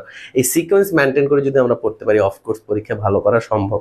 বাট এই সিকোয়েন্স নিয়ে তোমাদেরকে হয়তো কেউ এর আগে ধারণা দেয় না, বাট তোমাদের টিচাররা জানাই না ম্যাক্সিমাম স্টুডেন্ট যে কিভাবে পড়তে পারবে। নার্সিং নলেজ তো টিচারেরই নাই, তোমাদেরকে কি পড়াইবে? ওকে, তো টিচারেরই তো নলেজ নাই, তোমাদেরকে কি আর পড়াইবে? ওকে, যাই হোক, ওকে, সো টেনশন করার কোনো দরকার নাই। অফকোর্স তোমরা এখান থেকে আউটকাম করা সম্ভব, বাট তোমাকে সিস্টেমেটিক্যালি পড়তে হবে, অনেক বেশি কঠিন পরিশ্রম করতে হবে। ওকে, কঠিন পরিশ্রম করলে এর কোনো বিকল্প নাই। এবং তোমাদেরকে আরেকটা সারপ্রাইজ দেই, সেটা হচ্ছে তোমরা যারা ভালো করে পড়াশোনা করে নেক্সট এক্সামটায় পাস করবা, অফকোর্স সরকারি চাকরিতে তাদের কি বলে প্রায়োরিটি অনেক বেশি হবে বা চান্স পাওয়ার সম্ভাবনা অনেক বেশি থাকবে। কারণ হচ্ছে তোমরা যেভাবে পড়বা, অনেক বেশি ভালো করে পড়বা। দেখো অনেকে কিন্তু হয়তো আন্দাজ দাগাই পাস করতে পারে, তাই না? বা অনেকে সাইট দেখে দেখে পাস করতে পারে। বাট তোমরা যারা এবার পড়বা, অফকোর্স সিরিয়াসলি পড়েই তোমাদেরকে পাস করতে হবে। আর এই পাস করার পরে তোমরা যারা পরবর্তী গভর্নমেন্ট এক্সাম দেবা, সো গভর্নমেন্ট এক্সামে তোমাদের এই নলেজটা অনেক বেশি ইফেক্টিভ হবে। তো আলটিমেটলি বলতে চাই যে আগামীতে তোমরা যদি ভালোভাবে পড়ে পাস করতে পারো, সামনে সরকারি চাকরি তোমাদের জন্য অন্যদের থেকে অনেক বেশি ইজি হবে, এটা মোটামুটি নিশ্চিত। ওকে ভাইয়া, প্রতিদিন এরকম ক্লাস নিয়েন? ইয়েস, প্রতিদিন ক্লাস নিব ভাইয়া। কতজন নার্সকে বিদেশ দিবে আমাদের? নার্সকে বিদেশ দিবে, তোমাদের নলেজ থাকে তুমি যে কোনো সময় যেতে পারবা, ঠিক আছে? আমেরিকা গ্রিন কার্ড দেওয়ার জন্য প্রস্তুত যদি এনক্লেক্স পাস করতে পারো। ওকে, সো আগে তোমরা যদি ভালো করে পড়তে পারো এবং আমরা যে গাইডলাইন তোমাদেরকে দিব এবং এই বই দিয়ে যা যত তোমাদেরকে পড়াবো এগুলো পড়লেই তোমার এনক্লেক্সেরও 80% পড়া কমপ্লিট হয়ে যাবে। ওকে, যাই হোক, এখন আমরা চলে যাচ্ছি পরের কোশ্চেন। যে বেশি কিন্তু পড়াইতে পারতেছি না, কারণ হচ্ছে ডিসকাসটা বেশি করতেছি, কারণ এটাই ইম্পর্টেন্ট তোমাদের জন্য। সো তোমরা মনে করো যে পড়াইতে পারলেই মনে হয় যে আমরা আগাই যাবো, মুখস্থ করতে পারলে আগাই যাবো। সো এটা আসলে ফলস। ওকে, সো তোমাকে বুঝে শুনে পড়তে হবে, বিস্তারিত পড়তে হবে, আর বিস্তারিত পড়লে এখান থেকে যত কোশ্চেন আসুক তুমি অফকোর্স অ্যান্সার করতে পারবা। ওকে, দেখো রেনাল ফাংশন, দেখো এটা একটা interesting topic. Renal function test. তো রেনাল ফাংশন টেস্ট হচ্ছে কি, যাদের আমাদের কিডনিতে প্রবলেম আছে, তো আমরা যাদের আর কি আইডেন্টিফাই করতে পারবো যে তার কিডনিতে প্রবলেম আছে, সো তাকে আমরা কিডনি ফাংশন টেস্টের ভিতরে কি কি করি। দেখো ব্লাড ইউরিয়া বিইউএন, এটাকে বলি বিইউএন। তোমাদেরকে পরবর্তী পরীক্ষা এখানে টোটাল নামটা নাও থাকতে পারে, বিইউএন থাকতে পারে, that means blood urea nitrogen serum albumin. Okay, এই অ্যালবুমিন মানে কিন্তু প্রোটিন। ওকে, অ্যালবুমিন মানে কিন্তু প্রোটিন। তো প্রস্রাবের সাথে আমরা অনেকেই বলি যে প্রস্রাবের সাথে প্রোটিন যায় বা অ্যালবুমিন যায়। ওকে, এটাকে বলে কি প্রোটিন ইউরিয়া, প্রস্রাবের সাথে যদি যায় তাহলে হচ্ছে প্রোটিন ইউরিয়া। তারপর দেখো সিরাম ক্রিয়েটিনাইন। ওকে, তো হচ্ছে কিডনিতে প্রবলেম হলে বা আমাদের যে এটা কি বলে যে ফিল্টারেশন সিস্টেম, কিডনিতে আমরা জানি যে জিএফআর থাকে, গ্লোমেরুলাস ফিল্টারেশন রেট, এই জিএফআরটা কিন্তু কমে যায়। ওকে, তো জিএফআরটা আমাদের এই যে রেনাল ফাংশন টেস্টের সাথে বা আমাদের যে কিডনি যে প্রবলেম বা কিডনি যে ডিজিজ এগুলোর সাথে এই যে জিএফআরটা মূলত করি। তারপর দেখো যে কমপ্লিট ব্লাড কাউন্ট বা সিবিসি, আর সিরাম ইলেকট্রোলাইট। তো সিরাম ইলেকট্রোলাইট সোডিয়াম পটাশিয়াম যেগুলো আছে এগুলা। ওকে, যাই হোক, তো রেনাল ফাংশন টেস্টের সাথে আমাদের মূলত কি কি টেস্ট করি তার আগে একটু আমরা দেখি একটা জিনিস, সেটা হচ্ছে যে রেনাল ফাংশন টেস্টের ভিতরে কি কি আছে। দেখো, তো এখন যেহেতু এই কোশ্চেনটা আসছে, সো তোমাদেরকে এই টাইপের কোশ্চেন আসলে আগে তোমরা বের করবা যে ওইটা রিলেটেড টোটাল আমাকে লিস্টটা জানতে হবে, টোটাল জিনিসটা আমাকে বুঝতে হবে। ওকে ওকে, যাই হোক, তো এখন দেখি। দেখো রেনাল ফাংশন টেস্টের ভিতরে কি কি আছে। আমাদের ব্লাড ইউরিয়া এটা আছে কিনা এটা আমরা দেখি। তারপর ব্লাড ইউরিয়া নাইট্রোজেন এটা দেখি। সো দেখো যে এখানে ব্লাড ইউরিয়া নাইট্রোজেন কিন্তু অলরেডি আছে, আমরা একসাথে করি। ওকে ওকে, দেখো এই যে blood urea nitrogen, that means এটা কিন্তু আছে ব্লাড ইউরিয়া নাইট্রোজেন। ওকে, সো এটা কারেক্ট। তারপর থেকে সিরাম ক্রিয়েটিনাইন, এটা হচ্ছে 1.5 এর উপরে গেলেই মনে হয় অনেক বেশি হয়ে যায়। তো হচ্ছে সিরাম ক্রিয়েটিনাইন। তো তোমরা তোমাদের যারা আত্মীয় স্বজন, দেখো এগুলো জানলে কি হবে, তোমরা এগুলো ফ্যামিলিতে অ্যাপ্লাই করতে পারবা, বা একজন নার্সের এই মিনিমাম নলেজ তো থাকতেই হবে। আর অফকোর্স তুমি যদি ভবিষ্যতে রেনাল নার্স হতে চাও, তোমাকে অবশ্যই এগুলো খুব ভালো করে জানতে হবে। আর এটা নর্মালি জেনারেল নার্সের জন্য অফকোর্স এটা জানতেই হবে। ওকে, তাহলে কমপ্লিট ব্লাড কাউন্ট সিবিসি, এটা আমাদের আচ্ছা। দেখো কি আছে এখন, serum calcium chloride phosphate potassium sodium uric acid. দেখো এগুলো তো হচ্ছে মূলত আমরা এই যে সিরাম ইলেকট্রোলাইটের ভিতরে এগুলো আছে, কেমন এই যে সোডিয়াম পটাশিয়াম ক্লোরাইড। ওকে ওকে, সো দেখো এখানে আমাদের কারেক্ট আনসার কি হবে। এখানে ব্লাড ইউরিয়ার ভিতরে কি আছে আমাদের, দেখো এই অ্যালবুমিনটা কিন্তু জানতে হবে। ওকে, এই যে সিরাম, এটা যদি এখানে দেওয়া নাই, কারণ সিরাম অ্যালবুমিন মানে হচ্ছে তার শরীরে অ্যালবুমিন কম কিনা, দ্যাট মিনস যার কিডনি রোগ আছে তার দেখবা যে প্রোটিন ইউরিয়া হয়, প্রোটিন ইউরিয়া, দ্যাট মিনস তার প্রস্রাবের সাথে ইউরিন যাচ্ছে। সো তোমরা যারা এটাকে ইউআরই, ওকে, তো আমরা ইউরিন এক্সামিনেশন টেস্ট যেটা করি ইউআরই মনে হয় এটা, যাই হোক, তো হচ্ছে ওখানে দেখবা যে যাদের অ্যালবুমিন পজিটিভ দেখা যায় পজিটিভ। ওকে, যদি প্রস্রাবের সাথে অ্যালবুমিন বা প্রোটিন দেখবে পজিটিভ, দ্যাট মিনস তার প্রস্রাবের সাথে প্রোটিন যাচ্ছে। ওকে, সো আমাদের কিন্তু এইভাবে বিস্তারিত জানতে হবে যে আমরা যদি দেখি সিবিসির একটা এই যে কমপ্লিট ব্লাড কাউন্ট। দেখো এই যে কমপ্লিট ব্লাড কাউন্টের যে আমরা যে সিবিসি, এই সিবিসির যদি একটা রিপোর্ট আমরা দেখি বা এটা নিয়ে যদি আমরা আচ্ছা এগুলো নিয়ে আমরা পড়াবো তোমাদেরকে, যে প্রত্যেকটা ডায়াগনোসিসের যে মার্কার আছে, তো এগুলো নিয়ে আমরা ক্লাস নিব। তো এগুলো থেকে কিন্তু অনেক কোশ্চেন আসে এবং এখান থেকে হিউজ পরিমাণ একটা এই যে সিবিসির উপরে অনেক একটা ক্লাসই শুধু সিবিসির উপরে নিতে হবে। তো আলটিমেটলি এইসব জায়গা থেকে কিন্তু এগুলো কিন্তু মাইক্রোবায়োলজির পড়া, কেমন মাইক্রোবায়োলজির। ওকে, বা মাইক্রোবায়োলজি এবং প্যাথোফিজিওলজি, বাট তোমাদের কিন্তু এক পুরো অ্যাডভান্স লেভেলে আসতেছে। ওকে, অ্যাডভান্স প্যাথোফিজিওলজি বা মাইক্রোবায়োলজি। ওকে, যাই হোক, দেখো যে blood urea nitrogen, serum albumin, তারপরে কি আছে আমাদের সিরাম ক্রিয়েটিনিন, এটাও করতে হবে। পাশাপাশি এই number serum electrolyte, that means এখানে 4টাই ট্রু। কেমন? তো বুঝতে পারছো কিনা? মানার রহমান লেখছে, ভাইয়া ক্লাসটা অসাধারণ লাগছে। তোমাদের সবার ক্লাসটা ভালো লাগছে কিনা তোমরা একটু কমেন্ট করে জানাও। আর যদি ভালো লাগে অফকোর্স শেয়ার দিয়ে দেবা। তো হচ্ছে ক্লাসটা যদি শেয়ার দেয় তোমার বন্ধুরা যারা হচ্ছে খারাপ করছে। তো আরেকটা জিনিস তোমাদেরকে বলে রাখি, সেটা হচ্ছে যে এই মেডিকেল লাইফে নলেজ শেয়ারিং অনেক বেশি গুরুত্বপূর্ণ তোমাকে আরো নলেজ গেইন করার জন্য। ওকে, তো একটা জিনিস বুঝতে হবে যে কেউ নলেজ দিয়ে বা তুমি নলেজ শেয়ারিং করে তোমার নলেজ কোনোদিন কমবে না, বরং বাড়বে। সো হচ্ছে তোমাকে গ্রুপ ডিসকাশন করতে হবে।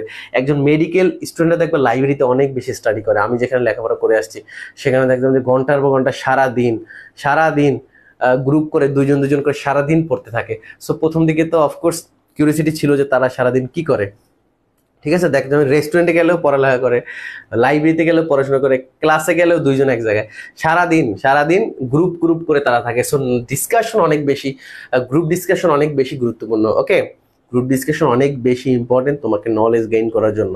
ওকে, তো নার্সিং এ যেটা দেখা যায় যে একজনকে আরেকজন দেখতেই পারে না। ওকে, তো মনে হয় যে একজনের সাথে আরেকজনের মারামারি। ওকে, বা একজন ভালো পারলে সে এটা নলেজ শেয়ার করতে চায় না। সো দিস ইজ ভেরি এটা একটা কি বলে ঘৃণিত একটি কাজ। এটা নার্সদের ভিতরে একটি ঘৃণিত কাজ, এটাকে আমরা ঘৃণা করি এক কথায়।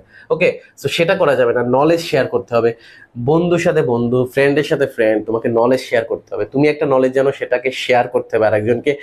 অন্য যেটা জানে সেটা তোমাকে জানতে হবে। তো এটা হচ্ছে নলেজ শেয়ারিং, তোমাকে নলেজ শেয়ার করতে হবে। ওকে, নলেজ শেয়ার না করলে তুমি এই মেডিকেল লাইফে সবকিছু ভালো করতে পারবে, বাট মেডিকেল লাইফে তুমি ভালো নলেজেবল একজন নার্স হতে পারবা না।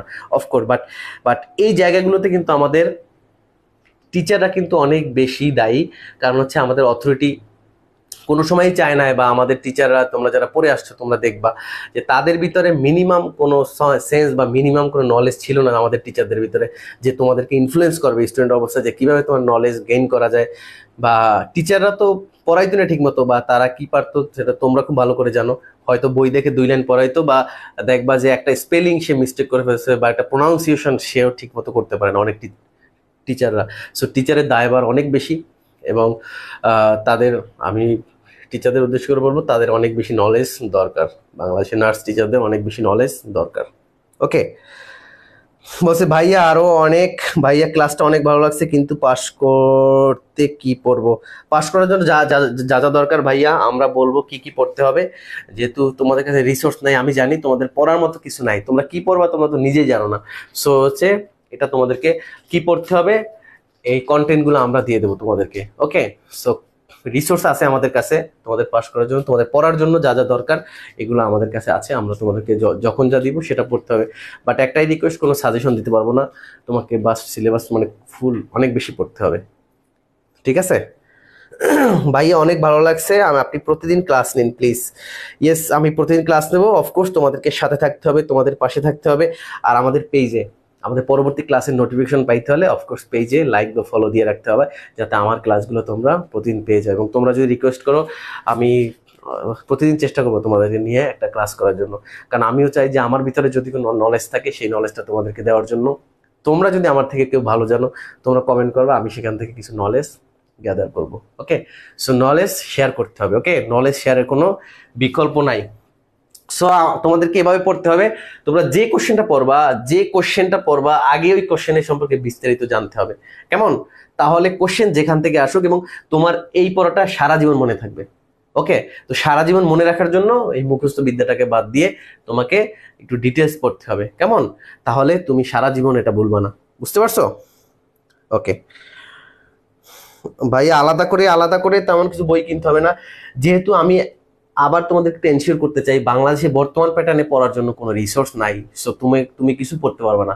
আর যেহেতু আমরা বর্তমান প্যাটার্নে আমরা ইন্ডিয়া থেকে অনেকগুলো বই নিয়ে আসি তোমাদের জন্য, তোমাদের পড়ানোর জন্য, সত্যি কথা বলতে এই নলেজগুলো তোমাদের দেওয়ার জন্য, এবং বাংলাদেশের নার্সিং স্টুডেন্টদেরকে কীভাবে আরও বেশি ডেভেলপ করা যায়, বিশেষ করে আমাদের লাইসেন্স পরীক্ষার্থীদের কীভাবে যদি পাস করানো যায়, আমরা অবশ্যই এটা স্যাটিসফাইড থাকবো যদি ভালো কিছু দিতে পারি তোমাদেরকে, যেহেতু এর আগেও আমাদের কাছে কোনো কন্টেন্ট ছিল না কি পড়াবো।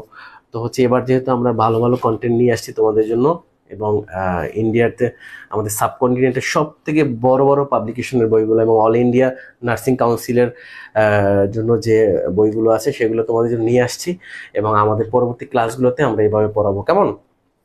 ওকে, সো সবাই পাশে থাকো আমাদের সাথে, ইনশাল্লাহ আগামীতে আমরা খুব ভালো করতে পারবো। ভাইয়া আপনি ক্লান্তিকালে পাশে থাকবেন, মানার রহমান। ইয়েস, ইনশাল্লাহ আমরা চেষ্টা করবো তোমাদের পাশে থাকার জন্য। তবে তোমাদের কাছে একটাই রিকোয়েস্ট, অনেক বেশি পড়তে হবে, কারণ ফাঁকি দিলে চলবে না। কারণ আমার এর আগে দেখছি যে আমাদের যারা স্টুডেন্ট ছিল লাইসেন্স পরীক্ষায়, যদিও অনেকেই পাশ করছে আবার ফেলও করছে কিছু স্টুডেন্ট, সো সবাই বেশি পড়তে চাইতো না। এটা খুব দুঃখজনক একটা ব্যাপার যে তারা পড়তে চায় না, এবং তারা কেন পড়তে চায় না এটা কোশ্চেন আসলে আমি জানি না, বা এটা অ্যান্সার আমরা জানি না যে স্টুডেন্টরা কেন পড়তে চাইবে না। এটা একটা, তারা সবাই মুখস্থ করতে চায় বা অল্প কিছু পড়েই পাস করতে চায়। সো এই ধারণা থেকে আমাদের বের হয়ে আসতে হবে, আর এটা আমি তো ক্লিয়ার করলামই। সো এইটা আসলে এই যে মেন্টালিটি গ্রো হয়েছে আমাদের ফার্স্ট ইয়ার থেকে, সো ফার্স্ট ইয়ার থেকে টিচাররা একটা বলছে যে এই গাইড কেন, এই কোম্পানির গাইড কেন, তোমাদের এখান থেকে সব কমন আসবে। ওকে, সো পরীক্ষার আগে সাজেশন দিত, মিড টার্মে দেখে দেখে পাস করতো। সো এই কালচারটা আমাদের চেঞ্জ করতে হবে। কেমন? তাহলে আমরা ভালো করতে পারবো। ওকে, 3 মাসের মধ্যে লাইসেন্স করাটা, এখন দেখো 3 মাসের মধ্যে লাইসেন্স এর আগে বাংলাদেশে হয় নাই কোনো সময়, বাট সরকার চাইলে এটা নিতে পারে। তো সরকার নিবে কিনা সেটা সম্পূর্ণ তার ডিসিশন। সো 3 মাস যদি হয়, এটা তোমাদের জন্য অনেক বেশি চ্যালেঞ্জিং এই পড়াটা শেষ করা। কেমন? সো যাই হোক, তোমরা পড়তে থাকো তোমাদের মতো করে, আর আমরা যে গাইডলাইনগুলো দিব সেটা অফকোর্স তোমরা ফলো করো। কেমন? আশা করি ভালো করতে পারো। অফকোর্স আমি এতটুকু গ্যারান্টি দিয়ে বলতে পারি, আমরা যেগুলো যদি এভাবে ভালো করে পড়াতে পারি তোমাদেরকে, বা এই নলেজগুলো যদি তোমরা নিতে পারো, তোমরা মাস্ট বি এখান থেকে ভালো করা সম্ভব। কেমন? ওকে, শ্রাবণী বারই বলছে ভাইয়া আমি পড়তে রাজি। ইয়েস, এভরি সাবজেক্ট উপর ক্লাস নিয়ে নিই। ইয়েস, প্রত্যেক সাবজেক্টের উপরে ক্লাস নিব, যেহেতু আমরা অনেকগুলো বই নিয়ে আসছি প্রত্যেকটা সাবজেক্টের উপরে।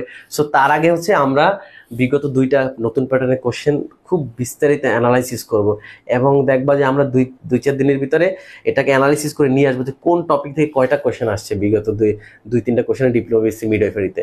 ওকে, সো এটা আমরা পুরো একদম পুঙ্খানুপুঙ্খভাবে প্রত্যেকটা কোশ্চেন আমরা এটাকে অ্যানালাইসিস করতেছি। কেমন? সো ইনশাল্লাহ তোমাদেরকে এটা ডেলিভারি দেব। আচ্ছা, তো হচ্ছে প্যারাসিটামল ওভারডোজ বলছে ভাইয়া পড়তে চাই, যতটা পড়াবেন লাইসেন্স সহকারে চাকরিতে খুব ভালোভাবেই। ইয়েস, অফকোর্স তোমরা ভালো করতে পারবো। সুমন মোল্লা বলছে গুড ক্লাস, থ্যাংক ইউ। তো স্টে উইথ আস এবং শেষ পর্যন্ত আমাদের সাথে থাকেন সবাই। তো ইনশাল্লাহ আমাদের সাথে থাকলে আশাহত হবেন না, এবং এমনভাবে পড়াবো তো ইনশাল্লাহ সারা জীবন মনে থাকে। পরীক্ষায় পাস তো হবেই, এবং এই নলেজটা যাতে সারা জীবন থাকে, একদম মরার আগ পর্যন্ত যাতে এই নলেজটা থাকে, বা এই সিস্টেমে পড়ার যে সিস্টেমটা এটা যাতে সারা জীবন থাকে আপনাদের ভিতরে। ওকে, সো দেখি the name of the muscular layer, name of the muscular layer of the heart, muscular layer of the heart. Okay, তো হচ্ছে হার্টের যে মাস্কুলার লেয়ার, দেখো এখানে আমি তোমাদের জন্য নিয়ে আসছি যে মাস্কুলার লেয়ার কোনটা। ওকে, দেখো যে মায়োমেট্রিয়াম, এন্ডোকার্ডিয়াম, ইপিকার্ডিয়াম, মায়োকার্ডিয়াম, ইপিকার্ডিয়াম 2বার হয়ে গেছে, ইপিডার্মিস এবং মায়োকার্ডিয়াম। এটা হচ্ছে দ্য নেম অফ দ্য। ভাই আগামীকাল কোন সময় ক্লাস হবে? আচ্ছা, লাইভ একটু বলে দিই। আমরা ক্লাস, আমি চেষ্টা করব ক্লাসটা হচ্ছে 9টায় নেওয়ার জন্য, যাতে সবাই তোমরা থাকতে পারো। 9টায় আমি চেষ্টা করব ক্লাসে আসার জন্য। সো সবাই পাশে থাকবে। আগামীকালকে রাত 9টায় এই মেসেজটা সবাইকে দিয়ে দেওয়া, বন্ধু বান্ধব কালকে যাতে একসাথে, যেহেতু অনেকগুলো ফিল করে, আমরা যাতে একসাথে 500 স্টুডেন্টকে দেখতে পাই, যেহেতু আজকে 250 মতো ছিল একসাথে, সেটাকে ডাবল করতে চাই। এই ডাবল যদি আমরা করতে পারি তাহলে আমরা পরবর্তী আবার ক্লাস নিব। সো আমরা যেহেতু ক্লাস নিচ্ছি সবার জন্য, বা পাবলিকলি ক্লাস নিচ্ছি, এই ক্লাসটা যদি সবার উপকৃত হয়। সো আগামীকালকে ক্লাস যদি 500 অ্যাটেন্ডেন্স থাকে, আমরা পরের দিন আবার ক্লাস নিব। সো সুপার ডুপার ক্লাস হবে আগামীকালকেরটা। কেমন? সো সবাই সাথে থাকো, এবং এমনভাবে পড়াবো ইনশাল্লাহ পরীক্ষা তো ভুলবা তো নাই, সারা জীবন মরার আগ পর্যন্ত মনে থাকবে ইনশাল্লাহ। ওকে, যাই হোক, তো muscular layer of the heart, দেখো এখানে আমরা একটা পিকচার তোমাদের জন্য নিয়ে আসছি। যে এই পিকচারটা কেন নিয়ে আসলাম সেটা হচ্ছে যে আমরা যদি এটা একবার দেখি, তোমাকে জীবনে ভুলবো না। ওকে, সো না বলার জন্য যেটা করতে হবে, তো আমাদের জীবনে সব থেকে পিকচার অনেক বেশি মনে থাকে। কেমন? পিকচার অনেক বেশি মনে থাকে, বা ভিজুয়ালাইজেশন অনেক বেশি মনে থাকে পড়ার থেকেও। ওকে, তো এই জন্য দেখবো যে ছোটকালে তোমরা যে ছবি দেখে আসছো শাবানার বা আলমগীর শাবানার, এগুলো এখনো অনেকেরই মাথায় আছে। এর একটাই কারণ যে তারা আমরা ওটা ভিজুয়ালি দেখে আসছি, কেমন। বাট বই আমরা 1 বছর 6 মাস আগে পড়ছি, সেটাও মনে থাকে না। সো অফকোর্স আমাদেরকে এই বিষয়গুলো বুঝতে হবে যে কিভাবে পড়লে অনেক বেশি মনে থাকবে। সো পেরিকার্ডিয়াম তো হচ্ছে আমাদের একদম আপার লেয়ার যেটা আছে, পেরিকার্ডিয়াম, পেরি মানে উপর, আর মায়ো মানে আমরা সবসময় আমি যেভাবে মনে রাখতাম, মায়ো মানে মধ্যে আর এন্ডো মানে শেষে। ওকে, এন্ড মানে ইএনডি, এন্ড মানে শেষ। তো এন্ড দিয়ে যা কিছু থাকবে সব অবশ্যই লাস্টে। ওকে, আর মায়ো মায়ো হচ্ছে মূলত ল্যাটিন একটা ওয়ার্ড, মায়ো মানে হচ্ছে মধ্যে, কেমন। ওকে, পেরি মানে উপরে, পেরি মানে উপরে। ওকে, যাই হোক, তো দেখো এইটা হচ্ছে মাস্কুলার লেয়ার, মূলত এটা হচ্ছে হার্টের মাস্কুলার লেয়ার। ওকে, তো হার্টের মাস্কুলার লেয়ারটা হচ্ছে মায়োকার্ডিয়াম, মায়োকার্ডিয়াম এটাকে বলে মাসেল লেয়ার। ওকে, মাসেল লেয়ার, ঠিক আছে। সো কারেক্ট অ্যান্সার কি? সো আমরা সবাই বুঝতেই পারছি, মায়োকার্ডিয়াম, ঠিক আছে। আর এই যে মায়োমেট্রিয়াম, দেখো এই যে এখানে 1 নম্বর অপশন ছিল যে মায়োমেট্রিয়াম কি। সো তোমরা পরীক্ষা বাসায় আরো একটা করবা যে প্রত্যেকটা অপশনকে দেখবা যে মায়োমেট্রিয়াম কি। ওকে, সো প্রত্যেকটা অপশনকে আমাদের এই যে ইপিডার্মিস তো আমরা জানি যে আমাদের ইপিডার্মিস হচ্ছে আমাদের যে স্কিন, আমাদের স্কিনের লেয়ার একটা আছে ইপিডার্মিস। ওকে, তো এন্ডোকার্ডিয়াম তো একদম শেষ, আমাদের লাস্ট যে মোমেন্টটা, তো এটা হচ্ছে আমাদের এই যে ব্লাড ভেসেল হার্টের। ওকে, তো এখান দিয়ে আমাদের হচ্ছে যে আহ তারপর দেখো যে এই যে পেরিকার্ডিয়াম, আর এটা হচ্ছে মায়োকার্ডিয়াম এবং এন্ডোকার্ডিয়াম, ঠিক আছে। আর এই যে মায়োমেট্রিয়াম, এই মায়োমেট্রিয়াম হচ্ছে আমাদের muscular layer of the uterus. যদি পরীক্ষায় আসে, দেখো যদি পরীক্ষায় আসে যে name of the muscular layer of the uterus, যদি পরীক্ষা আসতো, এটা আমরা পড়ছি কিনা ইউটেরাস, তাহলে হবে এই যে মায়োমেট্রিয়াম। সো মায়োমেট্রিয়াম হচ্ছে, আবার এখানে দেখো এই যে আবার এই যে মায়োমেট্রিয়াম, এটা হচ্ছে যে আমাদের muscular layer of the uterus, এটা হচ্ছে মায়োমেট্রিয়াম। সো তোমরা পরীক্ষা অবশ্যই ভুলে অনেকে আমি দেখছি যে এটা দিয়ে আসছো মায়োমেট্রিয়াম, বাট আমরা যদি এটা আগে থেকেই জানতাম যে আমরা ইউটেরাসের, দেখো এখন তোমরা কভারিং, যেমন আমরা যদি লাংসের, LUN লাং, আমরা যদি এই যে লাংয়ের, আমাদের লাংসের যদি আমরা দেখি যে covering of the lungs, covering of the lungs কি প্লুরা। ওকে, সে হার্টের যে কভারিং এটা হচ্ছে পেরিকার্ডিয়াম। এমন করে আমাদের যে অর্গানগুলো আছে, লিভারের কভারিং এর নাম কি, ইউটেরাসের কভারিং এর নাম কি, কিডনির কভারিং এর নাম কি। তো এগুলো আমাদেরকে একটু একসাথে পড়তে হবে, কেমন, যে প্রত্যেকটার যেগুলো কভারিং বা লেয়ার আছে। তারপর আমাদের যে ভেইন বা আর্টারির যে আছে, আমাদের লেয়ারগুলো আছে, এই লেয়ারগুলো সম্পর্কে আমরা এক জায়গায় আলাদা করে নোট করে রাখবো, কেমন। সো দ্যাট মিনস এই কোশ্চেনটা পড়ানোর মানেই হচ্ছে যে এখান থেকে লেয়ার, আমাদের প্রত্যেকটা অর্গানের লেয়ার সম্পর্কে আমাদের আলাদা একটা খাতায় নোট করা থাকবে এক জায়গায়, যাতে করে আমরা একবারে সম্পূর্ণ যতগুলো অর্গানের লেয়ার আছে সবগুলো পড়তে পারি, কেমন। তো হচ্ছে কোশ্চেন সলভটা আমাদেরকে এভাবেই করতে হবে যে এটার পাশাপাশি এটার অ্যাসোসিয়েটেড আর কি কি আছে এগুলো আমাদেরকে একবারে পড়ে ফেলতে হবে, কেমন। কারণ পরবর্তী পরীক্ষায় যদি এই প্যাটার্নে কোশ্চেন হয়, তাহলে এই জায়গায় হার্ট না হয় এখানে হতে পারে ইউটেরাস। ক্লিয়ার? তো এভাবে আমাদেরকে পড়তে হবে।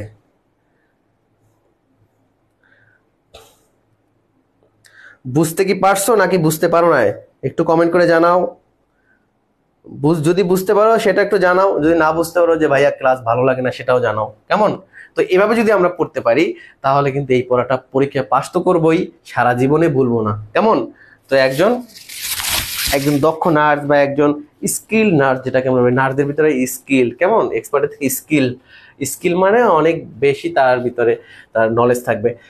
সো এভাবে যদি আমরা নোট করে পড়তে পারি, তাহলে কিন্তু অনেক ভালো করতে পারবো।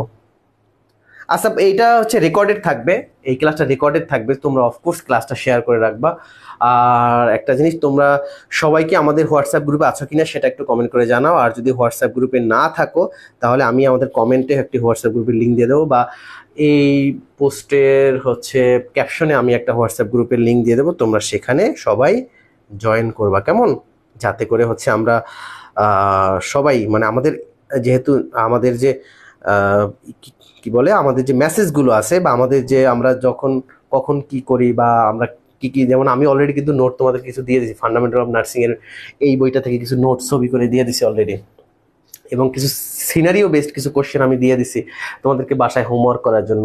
তো প্রত্যেকটা দিন হোমওয়ার্কের উপরে থাকতে হবে ভাইয়া, ঠিক আছে? কারণ হচ্ছে হোমওয়ার্কের উপরে যদি আমরা না থাকি একটা দিনও আমাদেরকে বসে থাকা যাবে না। সামনে ঈদের দিন আছে, অন্তপক্ষে প্রতিদিন কিছু না কিছু আমাদেরকে পড়তে হবে, কেমন? ওকে, তো আমাদের কাছে রিসোর্স আছে ইনশাল্লাহ তোমাদেরকে ভালো করার জন্য। তো আমরা প্রতিদিন তোমাদেরকে দিব হোয়াটসঅ্যাপ গ্রুপগুলোতে, তোমরা হচ্ছে হোয়াটসঅ্যাপ গ্রুপে থাকবা আমাদের সাথে। তাহলে কিন্তু আমি অলরেডি কমেন্টে দিয়ে দিলাম আমার আইডি থেকে, সাব্বির মোহাম্মদ তিহান আইডি থেকে আমি দিয়ে দিলাম। ওকে, সো তোমরা হচ্ছে সেখানে সবাই জয়েন করে যাবা, ঠিক আছে? তাহলে আমি লিঙ্ক দিয়ে দিছি, হ্যাঁ আমি কমেন্টে দিয়ে দিয়েছি। সো হচ্ছে তোমরা এখান থেকে ই করবা, আর পরবর্তীতে এটা শেয়ার করে রাখো। শেয়ার করলে তোমরা ক্যাপশনে এই লিঙ্কটা আবার পেয়ে যাবা, কেমন? ক্যাপশনে যদি এখনো দেই নাই, ক্লাস শেষে দিব। ওকে, সো কিভাবে পড়তে হয় আজকের ক্লাসটাই ছিল এটা। যেহেতু তোমরা আবার মানে তোমাদেরকে আমি বলবো যে বিগিনার্স, সো হচ্ছে তোমার লাইসেন্স পরীক্ষার এভাবে পড়তে হবে, কেমন? যে টপিক পড়বো এটার একদম 14 গোষ্ঠী আমাদেরকে জানতে হবে, ঠিক আছে? এর কোনো বিকল্প নাই। আমরা যদি এভাবে পড়তে পারি পরীক্ষায়, আমরা অফকোর্স ভালো কেন, একদম অনেক ভালো করার সুযোগ আছে আমাদের, ঠিক আছে? ওকে, তো দেখো, the nurse is preparing administer of eye drop to the patient being prepared for cataract surgery. So হচ্ছে দেখো এখানে একটা জিনিস চলে আসছে, সেটা হচ্ছে ক্যাটারেক্ট সার্জারি। এখন দেখো এখানে যেহেতু ক্যাটারেক্ট সার্জারি আছে, কোশ্চেনটা হচ্ছে মূলত ক্যাটারেক্ট সার্জারি একটা পেশেন্ট নিয়ে। সো দেখো এই ক্যাটারেক্ট সার্জারিটিকে এটা মূলত আমাদের জানতে হবে। এটা হচ্ছে আমাদের চোখের যে লেন্স আছে, LENS, বানামটা কি জানি না। ওকে, আমাদের চোখের লেন্স, আমরা যদি চোখে যদি কম দেখি, আমাদের লেন্স যদি কোনো প্রবলেম হয়, এই যে লেন্স আমরা আর্টিফিশিয়াল লেন্স লাগাই, তো এটা যে সার্জারি করে সেটাকে বলে ক্যাটারেক্ট সার্জারি। এটাকে আমরা বলি cataract surgery. What nursing action would be nurse take, তো একটা আই ড্রপটা দেওয়ার আগে আমরা মূলত কি অ্যাকশন নিব তাকে চোখে, যেহেতু তার চোখে অপারেশন হয়েছে, তো এখন আমি তাকে একজন নার্স হিসেবে তাকে চোখে ড্রপ দিব। সো কি প্রিকশন মেনটেন করতে হবে, কিভাবে দিতে হবে। দেখো, ওয়াশ হ্যান্ড, তা হাতটা ধুইতে হবে। Place the drop in the conjunctival sac. Okay, so দেখো এখানে কিছু জিনিস আছে যেগুলো আমি আন্ডারলাইন করে দিলাম, তোমাদেরকে এইগুলো বুঝতে হবে যে কনজাংটিভাল স্যাক কি। তো কনজাংটিভা কি কোথায়? তো কনজাংটিভা হচ্ছে এই যে লোয়ার কনজাংটিভা, আর স্ক্লেরা হয় উপরে। এই আপার স্ক্লেরা, দেখো আপার স্ক্লেরা এবং লোয়ার কনজাংটিভা, এটা ইম্পর্টেন্ট। বিকজ আপার স্ক্লেরাতে আমরা মূলত জন্ডিস দেখি, আর লোয়ার কনজাংটিভে আমরা মূলত অ্যানিমিয়া দেখি। সো অ্যানিমিয়া কোথায় মূলত দেখি আমরা? চোখে, লোয়ার কনজাংটিভা। সো এখানে যে স্যাকটা আছে, স্যাক বলতে বোঝায় একটা সমুদ্র, বা স্যাক বলতে বোঝায় কোনো একটা খালি জায়গা যেখানে কোনো ফ্লুইড থাকে। ওকে, সো এই যে এগুলো আমাদেরকে প্রত্যেকটা অপশনকে খুব ভালো করে পড়তে হবে, ঠিক আছে? সো দেখো, তারপর দেখে pull the lower down against the cheek. Okay, cheek মানে হচ্ছে এটা থুতনি যেটাকে আমরা বলি। ওকে, তারপর কি instruct the patient to tilt the head forward, মানে মাথাটা সামনে দিতে হবে। আই অ্যান্ড লুক ডাউন মানে নিচের দিকে তাকাতে হবে। তারপর কি instruct the patient to squeeze the eyes shut instilling the eye drop. আচ্ছা দেখো এখানে কারেক্ট আনসার কি আছে? এক নাম্বার আমাদের হাত ধুইতে হইবে। বি নাম্বার হচ্ছে place the drop in the conjunctival sac, এখানে আমাদের এই যে কনজাংটিভাল স্যাকে এটা দিতে হবে। তারপর কি আছে? C number pull the lower down against the cheek, এটা হচ্ছে আমাদের পুল দ্য লোয়ার লিড হচ্ছে এটা হচ্ছে আমাদের উপরের দিক, মানে চোখটা বন্ধ করতে হবে। সো এটা বলছে, so correct answer is ABC। Okay, so এটা হচ্ছে আমাদের ক্যাটারাক্ট সার্জারির আই ড্রপ দেওয়ার জন্য নার্সকে কি করতে হবে। সো এটা একটা সিনারিও বেসড কোশ্চেন। এই সিনারিও বেসড কোশ্চেন তোমাদেরকে অনেক বেশি পড়তে হবে। সো আমি হোয়াটসঅ্যাপ গ্রুপে তোমাদেরকে সিনারিও বেসডের কিছু কোশ্চেন দিয়েছিলাম। সো এমন কোশ্চেন আছে অনেক হিউজ পরিমাণ সিনারিও বেসড, তোমরা সলভ করবা, দেখবা পরীক্ষা যেখান থেকে আসুক তুমি অনেক বেশি ভালো করতে পারবা। কোশ্চেন যেখান থেকে আসুক তুমি ভালো করতে পারবা, কেমন?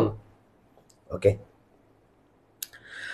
থ্যাংক ইউ স্যার, অনেক ভালো লাগছে ক্লাসটা। ইয়েস, এমন ক্লাস আরো হবে, তো সবসময় আমাদের সাথে থাকতে হবে, কেমন? এবং আমরা যে গাইডলাইন দিব, আর একটা জিনিস সেটা হচ্ছে তোমাদেরকে অনেক বেশি পড়তে হবে, কেমন? কোনো সাজেশন নাই, সবকিছু পড়তে হবে তোমাদেরকে। যা পড়াবো, যতটুকু পড়াবো সেগুলো পড়তে হবে। যেহেতু তোমাদের জন্য ফাইনালি আমরা গাইড নিয়ে আসছি তোমাদের জন্য ইন্ডিয়া থেকে, আমরা যেহেতু কন্টেন্ট নিয়ে আসছি এত কষ্ট করে, এবং এটা আলটিমেটলি তোমাদের জন্যই। সো তোমাদের জিনিস আমরা চাই তোমাদেরকে দেওয়ার জন্য। সো এটাকে নিতে হবে, ওকে, এটাকে নিতে হবে, দিলে হবে না, এটাকে অফকোর্স নিতে হবে। ওকে, তারপর দেখো ইনভ্যাসিভ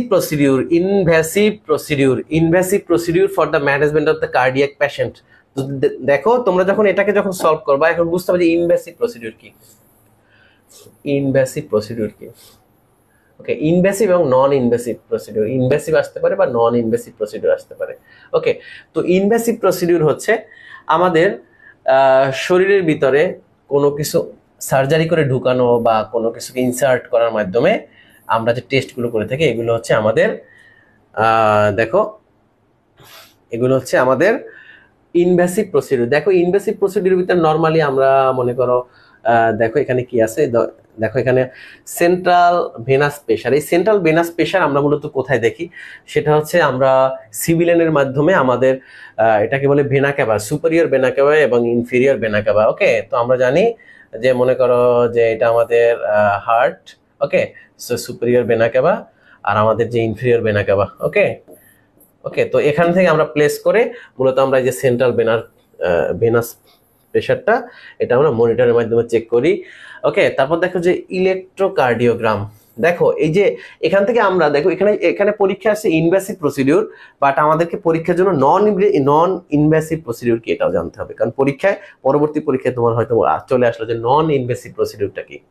ওকে, সো তোমরা কোশ্চেন সলভ করার সময় এভাবেই পড়বা যে এইটার সাথে রিলেটেড আর কি কি কোশ্চেন আসে বা অ্যাসোসিয়েটেড আর কি কোশ্চেন আসে বা এটার অল্টারনেটিভ আর কি কি কোশ্চেন আসতে পারে, এগুলা আমাদেরকে পড়তে হবে। তাহলে এই কোশ্চেন প্যাটার্ন সম্পর্কে তোমাদের যে নলেজটুকু গ্যাপ আছে এগুলো ফিল আপ হয়ে যাবে। ওকে, সো দেখো যে ইনভ্যাসিভ প্রসিডিউর আমরা যেটা বলছি যে শরীরে ইনসার্ট করে যে কোনো কিছু প্রবেশ করাই আমরা যেটা হচ্ছে সার্জারি করি, তো এটা হচ্ছে যে ইনভ্যাসিভ প্রসিডিউর। আর হচ্ছে যে আমাদের নন ইনভেসিভ প্রসিডিউর হচ্ছে, আচ্ছা এটা আমরা পড়াবো নন ইনভেসিভটা, আগে আমরা ইনভেসিভটা পড়াই নিই। তো হচ্ছে ইলেকট্রোকার্ডিওগ্রাম, তারপর হচ্ছে কার্ডিয়াক ক্যাথেটারাইজেশন, তো কার্ডিয়াক ক্যাথেটারাইজেশন, তারপর হচ্ছে exercise stress test, chest X ray. So দেখো এখানে ইনভেসিভ প্রসিডিউর আমি যেটা বলছি এটার সাথে মেলে কোনটা কোনটা তোমরা দেখো যে সেন্ট্রাল ভেনাস প্রেশার, ওকে, আর এটা হচ্ছে কার্ডিয়াক ক্যাথেটারাইজেশন। এগুলো হচ্ছে ইনভেসিভ প্রসিডিউর, দ্যাট মিনস এটা শরীরের ভিতরে কোনো ইনস্ট্রুমেন্ট ঢুকাইয়া আমরা যেটা যদি কিছু টেস্ট করে থাকি বা যদি কোনো সার্জারি করে থাকি, এটা হচ্ছে আমাদের ইনভেসিভ প্রসিডিউর। আর নন ইনভেসিভ দেখো এখানে আমি কিছু এক্সাম্পল নিয়ে আসি নন ইনভেসিভের, তো তখন এটা তোমাদের সারা জীবন এখন মনে থাকবে যে ইনভেসিভ এবং নন ইনভেসিভ প্রসিডিউর কি। নন ইনভেসিভ, ওকে, আচ্ছা দেখো এই যে ইনভেসিভ প্রসিডিউর ভিতরে আরো অনেক কিছু আছে। এই ইনভেসিভ প্রসিডিউর ভিতরে যদি আমরা এন্ডোস্কোপি করি, এটা একটা ইনভেসিভ প্রসিডিউর, কারণ দেখো এই ইনভেসিভ প্রসিডিউরের আগে আমাদের কিছু প্রি অপারেটিভ ম্যানেজমেন্ট করতে হয়। প্রি অপারেটিভ ম্যানেজমেন্ট হচ্ছে যদি আমরা কেউ এন্ডোস্কোপি করি, কয়েকদিন আগে তোমরা দেখছো যে ল্যাবেইড হসপিটালে একটা রোগী মারা গেছে যে তার এন্ডোস্কোপি করানোর জন্য। সো দ্যাট মিনস এটাকে আমাকে কিছু প্রি অপারেটিভ ম্যানেজমেন্ট করতে হয়, বা এখানে কিন্তু অ্যানেস্থেসিয়াও দেয়া হয়। কেমন, এটা লোকাল অ্যানেস্থেসিয়া দেয়া হয়। সো দেখো এন্ডোস্কোপি, এটার সাথে আমাদের ইনভেসিভ প্রসিডিউর আরো এক্সট্রা কি আছে এটা আমাকে জানতে হবে। সো এটা সবাই একটু পড়ে নিবা যে ইনভেসিভ প্রসিডিউর ভিতরে আর কি কি এক্সাম্পল থাকতে পারে। সো এটা হচ্ছে এন্ডোস্কোপি, কোলোনোস্কোপি, ওকে, তো এগুলো হচ্ছে মূলত ইনভেসিভ প্রসিডিউর। তো হচ্ছে দেখো নন ইনভেসিভ প্রসিডিউর একটু পরে নেই। এক্স রে, দেখো এখানে ইলেকট্রোকার্ডিওগ্রাম, ওকে, ইকোকার্ডিওগ্রাম যেটাকে বলে ইলেকট্রোকার্ডিওগ্রাম, তারপরে হচ্ছে যে এক্স রে, তারপর হচ্ছে সিটি স্ক্যান, এমআরআই, ইসিজি, তারপর হচ্ছে non invasive device include the hearing AIDS. Okay, so X ray, তারপর দেখো সিটি স্ক্যান, এমআরআই, ইসিজি, তারপর এই যে ইলেকট্রোকার্ডিওগ্রাম, চেস্ট এক্স রে, তারপরে এই যে স্ট্রেস টেস্ট। ওকে, এই যে এক্সারসাইজ স্ট্রেস টেস্ট, ঠিক আছে। তো এগুলো মূলত আমরা করে থাকি নন ইনভেসিভ প্রসিডিউরে। এখানে আরেকটা আছে যে মিনিমালি ইনভেসিভ প্রসিডিউর, এটা তোমরা বাসায় পড়ি না, তোমাদের একটা হোমওয়ার্ক দিলাম যে মিনিমালি ইনভেসিভ প্রসিডিউর। মিনিমালি, দেখো একটা সার্জারি হয় মিনিমালি, দেখো এটার সাথে আরেকটা আছে minimally invasive procedure. Minimally invasive procedure, okay, তোমাদের একটু টাস্ক দিয়ে রাখি। এই মিনিমালি ইনভেসিভ প্রসিডিউরটা হচ্ছে আমাদের শরীরে যেমন আমরা যদি কোনো সার্জারি করি সেখানে অনেক বেশি কাটতে হয়, অনেক বেশি কাটাটা করে তারপর অপারেশন করতে হয়।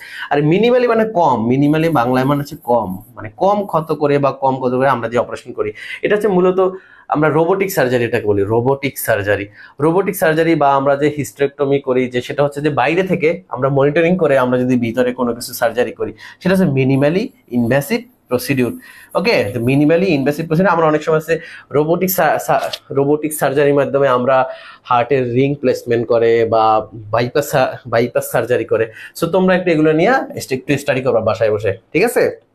তাহলে কিন্তু পরীক্ষায় ভালো করতে পারবা, ঠিক আছে? সো এইভাবে কিন্তু তোমাদেরকে পড়তে হবে, যে কোশ্চেন পড়বা এমনভাবে পড়বা যাতে সারা জীবন মরার আগ পর্যন্ত মনে থাকে, ঠিক আছে? সো এইভাবে পড়তে হবে। সো আজকে ক্লাসটা যদি ভালো লাগে অফকোর্স ক্লাসটা শেয়ার করে দিবা।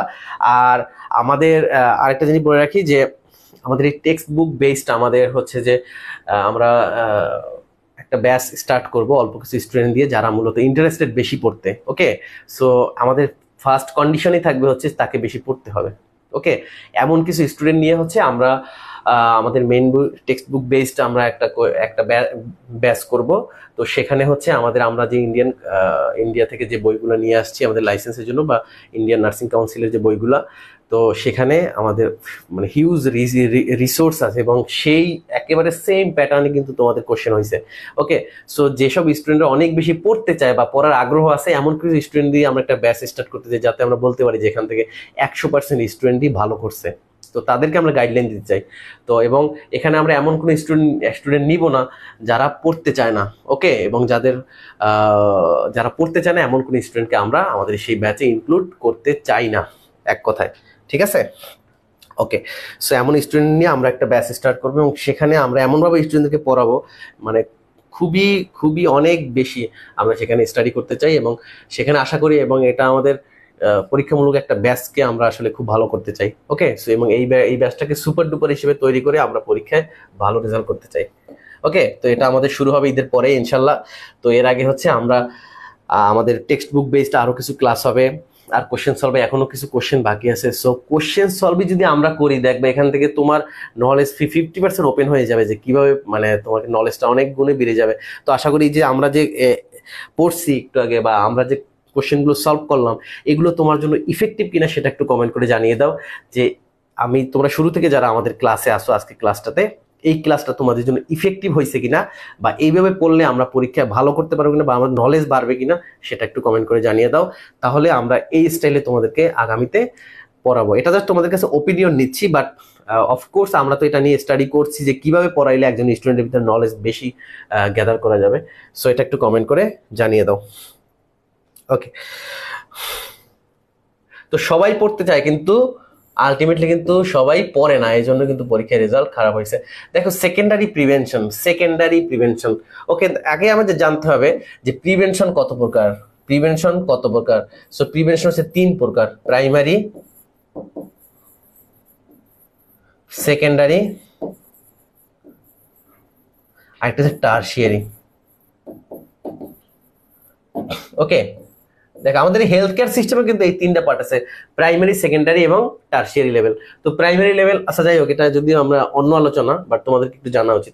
তো প্রাইমারি হেলথ কেয়ার সেন্টারগুলো হচ্ছে আমাদের আমাদের উপজেলা হেলথ কমপ্লেক্স বা আমরা যেটাকে বলি যে কমিউনিটি ক্লিনিক, এগুলো হচ্ছে প্রাইমারি, পরীক্ষা আসতে পারে এগুলো। ওকে, সো ইউএসসি আর কি বললাম, কমিউনিটি ক্লিনিক। আর সেকেন্ডারি হচ্ছে আমাদের জেলা পর্যায়ে ডিস্ট্রিক্ট হসপিটালগুলো থাকে, এগুলো হচ্ছে আমাদের সেকেন্ডারি লেভেল কেয়ার সেন্টার। ওকে, সেকেন্ডারি ডিস্ট্রিক্ট হসপিটাল, আসলে সাদা দেখা যাচ্ছে না। আর টারশিয়ারি লেভেল হচ্ছে মেডিকেল কলেজ বা ইনস্টিটিউট, মেডিকেল কলেজ। ওকে, সো যদি পরীক্ষা আসে যে আমাদের হেলথ কেয়ার সিস্টেম কয় ধরনের, সো আমরা বুঝতে পারবো তো নাকি। তো এখানে হচ্ছে মূলত রেফার সিস্টেম করে। ওকে, তো প্রাইমারি যে হেলথ কেয়ার সিস্টেম বা প্রাইমারি হেলথ কেয়ার সেন্টার যেটাকে আমরা বলি, এখান থেকে মূলত হচ্ছে প্রাইমারিকে রোগীকে রেফার করা হয়। রেফার করা বলতে তারা প্রাইমারিলি এখানে ম্যানেজ করে বা যেগুলো এখানে ম্যানেজ করে বাকিটা তারা ডিস্ট্রিক্ট হসপিটালে রেফার করে। আবার এখানেও ম্যানেজ করার পরে তারা আবার এখানে রেফার করে পাঠায় হচ্ছে টারশিয়ারি লেভেল হসপিটালগুলোতে। ওকে, সো দেখো অল্টারনেটিভ হচ্ছে তোমাদেরকে আরো একটা জিনিস জ্ঞান দিয়ে দিলাম, যাই মনে পড়লো এটার সাথে, যেগুলো হচ্ছে কমিউনিটি হেলথ। দেখো এগুলো কমিউনিটি হেলথ নার্সিং থেকে আসছে। এই কোশ্চেনটা কমিউনিটি হেলথ। সো কমিউনিটি হেলথের জন্য তোমাদের জন্য হিউজ সুন্দর একটা টপিক আছে, এবং এই বইটাতে হচ্ছে কমিউনিটি হেলথের উপরে একদম প্রত্যেকটা সাবজেক্টে এত সুন্দর করে দেওয়া আছে। অফকোর্স মানে আমি চাচ্ছিলাম, যদিও আমি যখন কম্প্রিহেনসিভ লাইসেন্স এক্সাম দিছি আমি মনে হয় যে 90-এর উপরে পাইছিলাম, তো হচ্ছে তখন অনেক বেশি সহজ কোশ্চেন হইতো।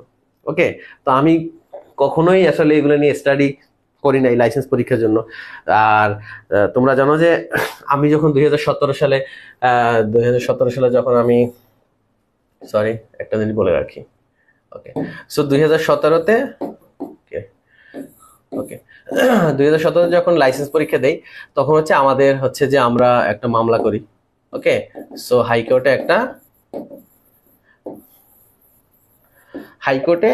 সুপ্রিম কোর্ট, তো হচ্ছে যে আমরা এই হাইকোর্ট থেকে কাজ হয় না, পরে আমরা সুপ্রিম কোর্টে যাই। তো সুপ্রিম কোর্টে তোমরা জানো যে দুইটা ডিভিশন আছে, একটা হচ্ছে অ্যাপিলেট ডিভিশন, একটা হচ্ছে যে হাইকোর্ট ডিভিশন। সো সুপ্রিম কোর্টে আমরা রায় পাই কি আমাদের ইন্টার্নশিপ লাগে না, আমাদের কিন্তু ইন্টার্নশিপ লাগে নাই। ইন্টার্ন আমাদের লাগে না, আমি তো বিএসসি কমপ্লিট করছি, আমার 6 মান্থের ইন্টার্নশিপ লাগে না। আমার আগেও লাগছে, 2 ব্যাচ পরেও লাগছে, কিন্তু আমরা ইন্টার্নশিপ হচ্ছে আমাদের তখন কারিকুলাম হয়েছে, ইন্টার্নশিপ ছিল না, পরবর্তীতে অ্যাড করা হয়েছে। তো আমাদের এই ছিল যে আমাদের যেহেতু কারিকুলাম ছিল না, আমরা কেন লাইসেন্স পরীক্ষা দেবো, সরি আমরা কেন ইন্টার্নশিপ করবো। সো আমরা কিন্তু এই যে হাইকোর্ট থেকে রায় দিছে যে তাদের ইন্টার্নশিপ লাগবে না, তারা ইন্টার্নশিপ ছাড়াই পরীক্ষা দেবে, তো আমরা কিন্তু আমাদের সেই ইন্টার্নশিপ ছাড়াই আমরা আমরা কিন্তু লাইসেন্স পরীক্ষা দিয়েছি। তা কই আমাদের কি নলেজ কম?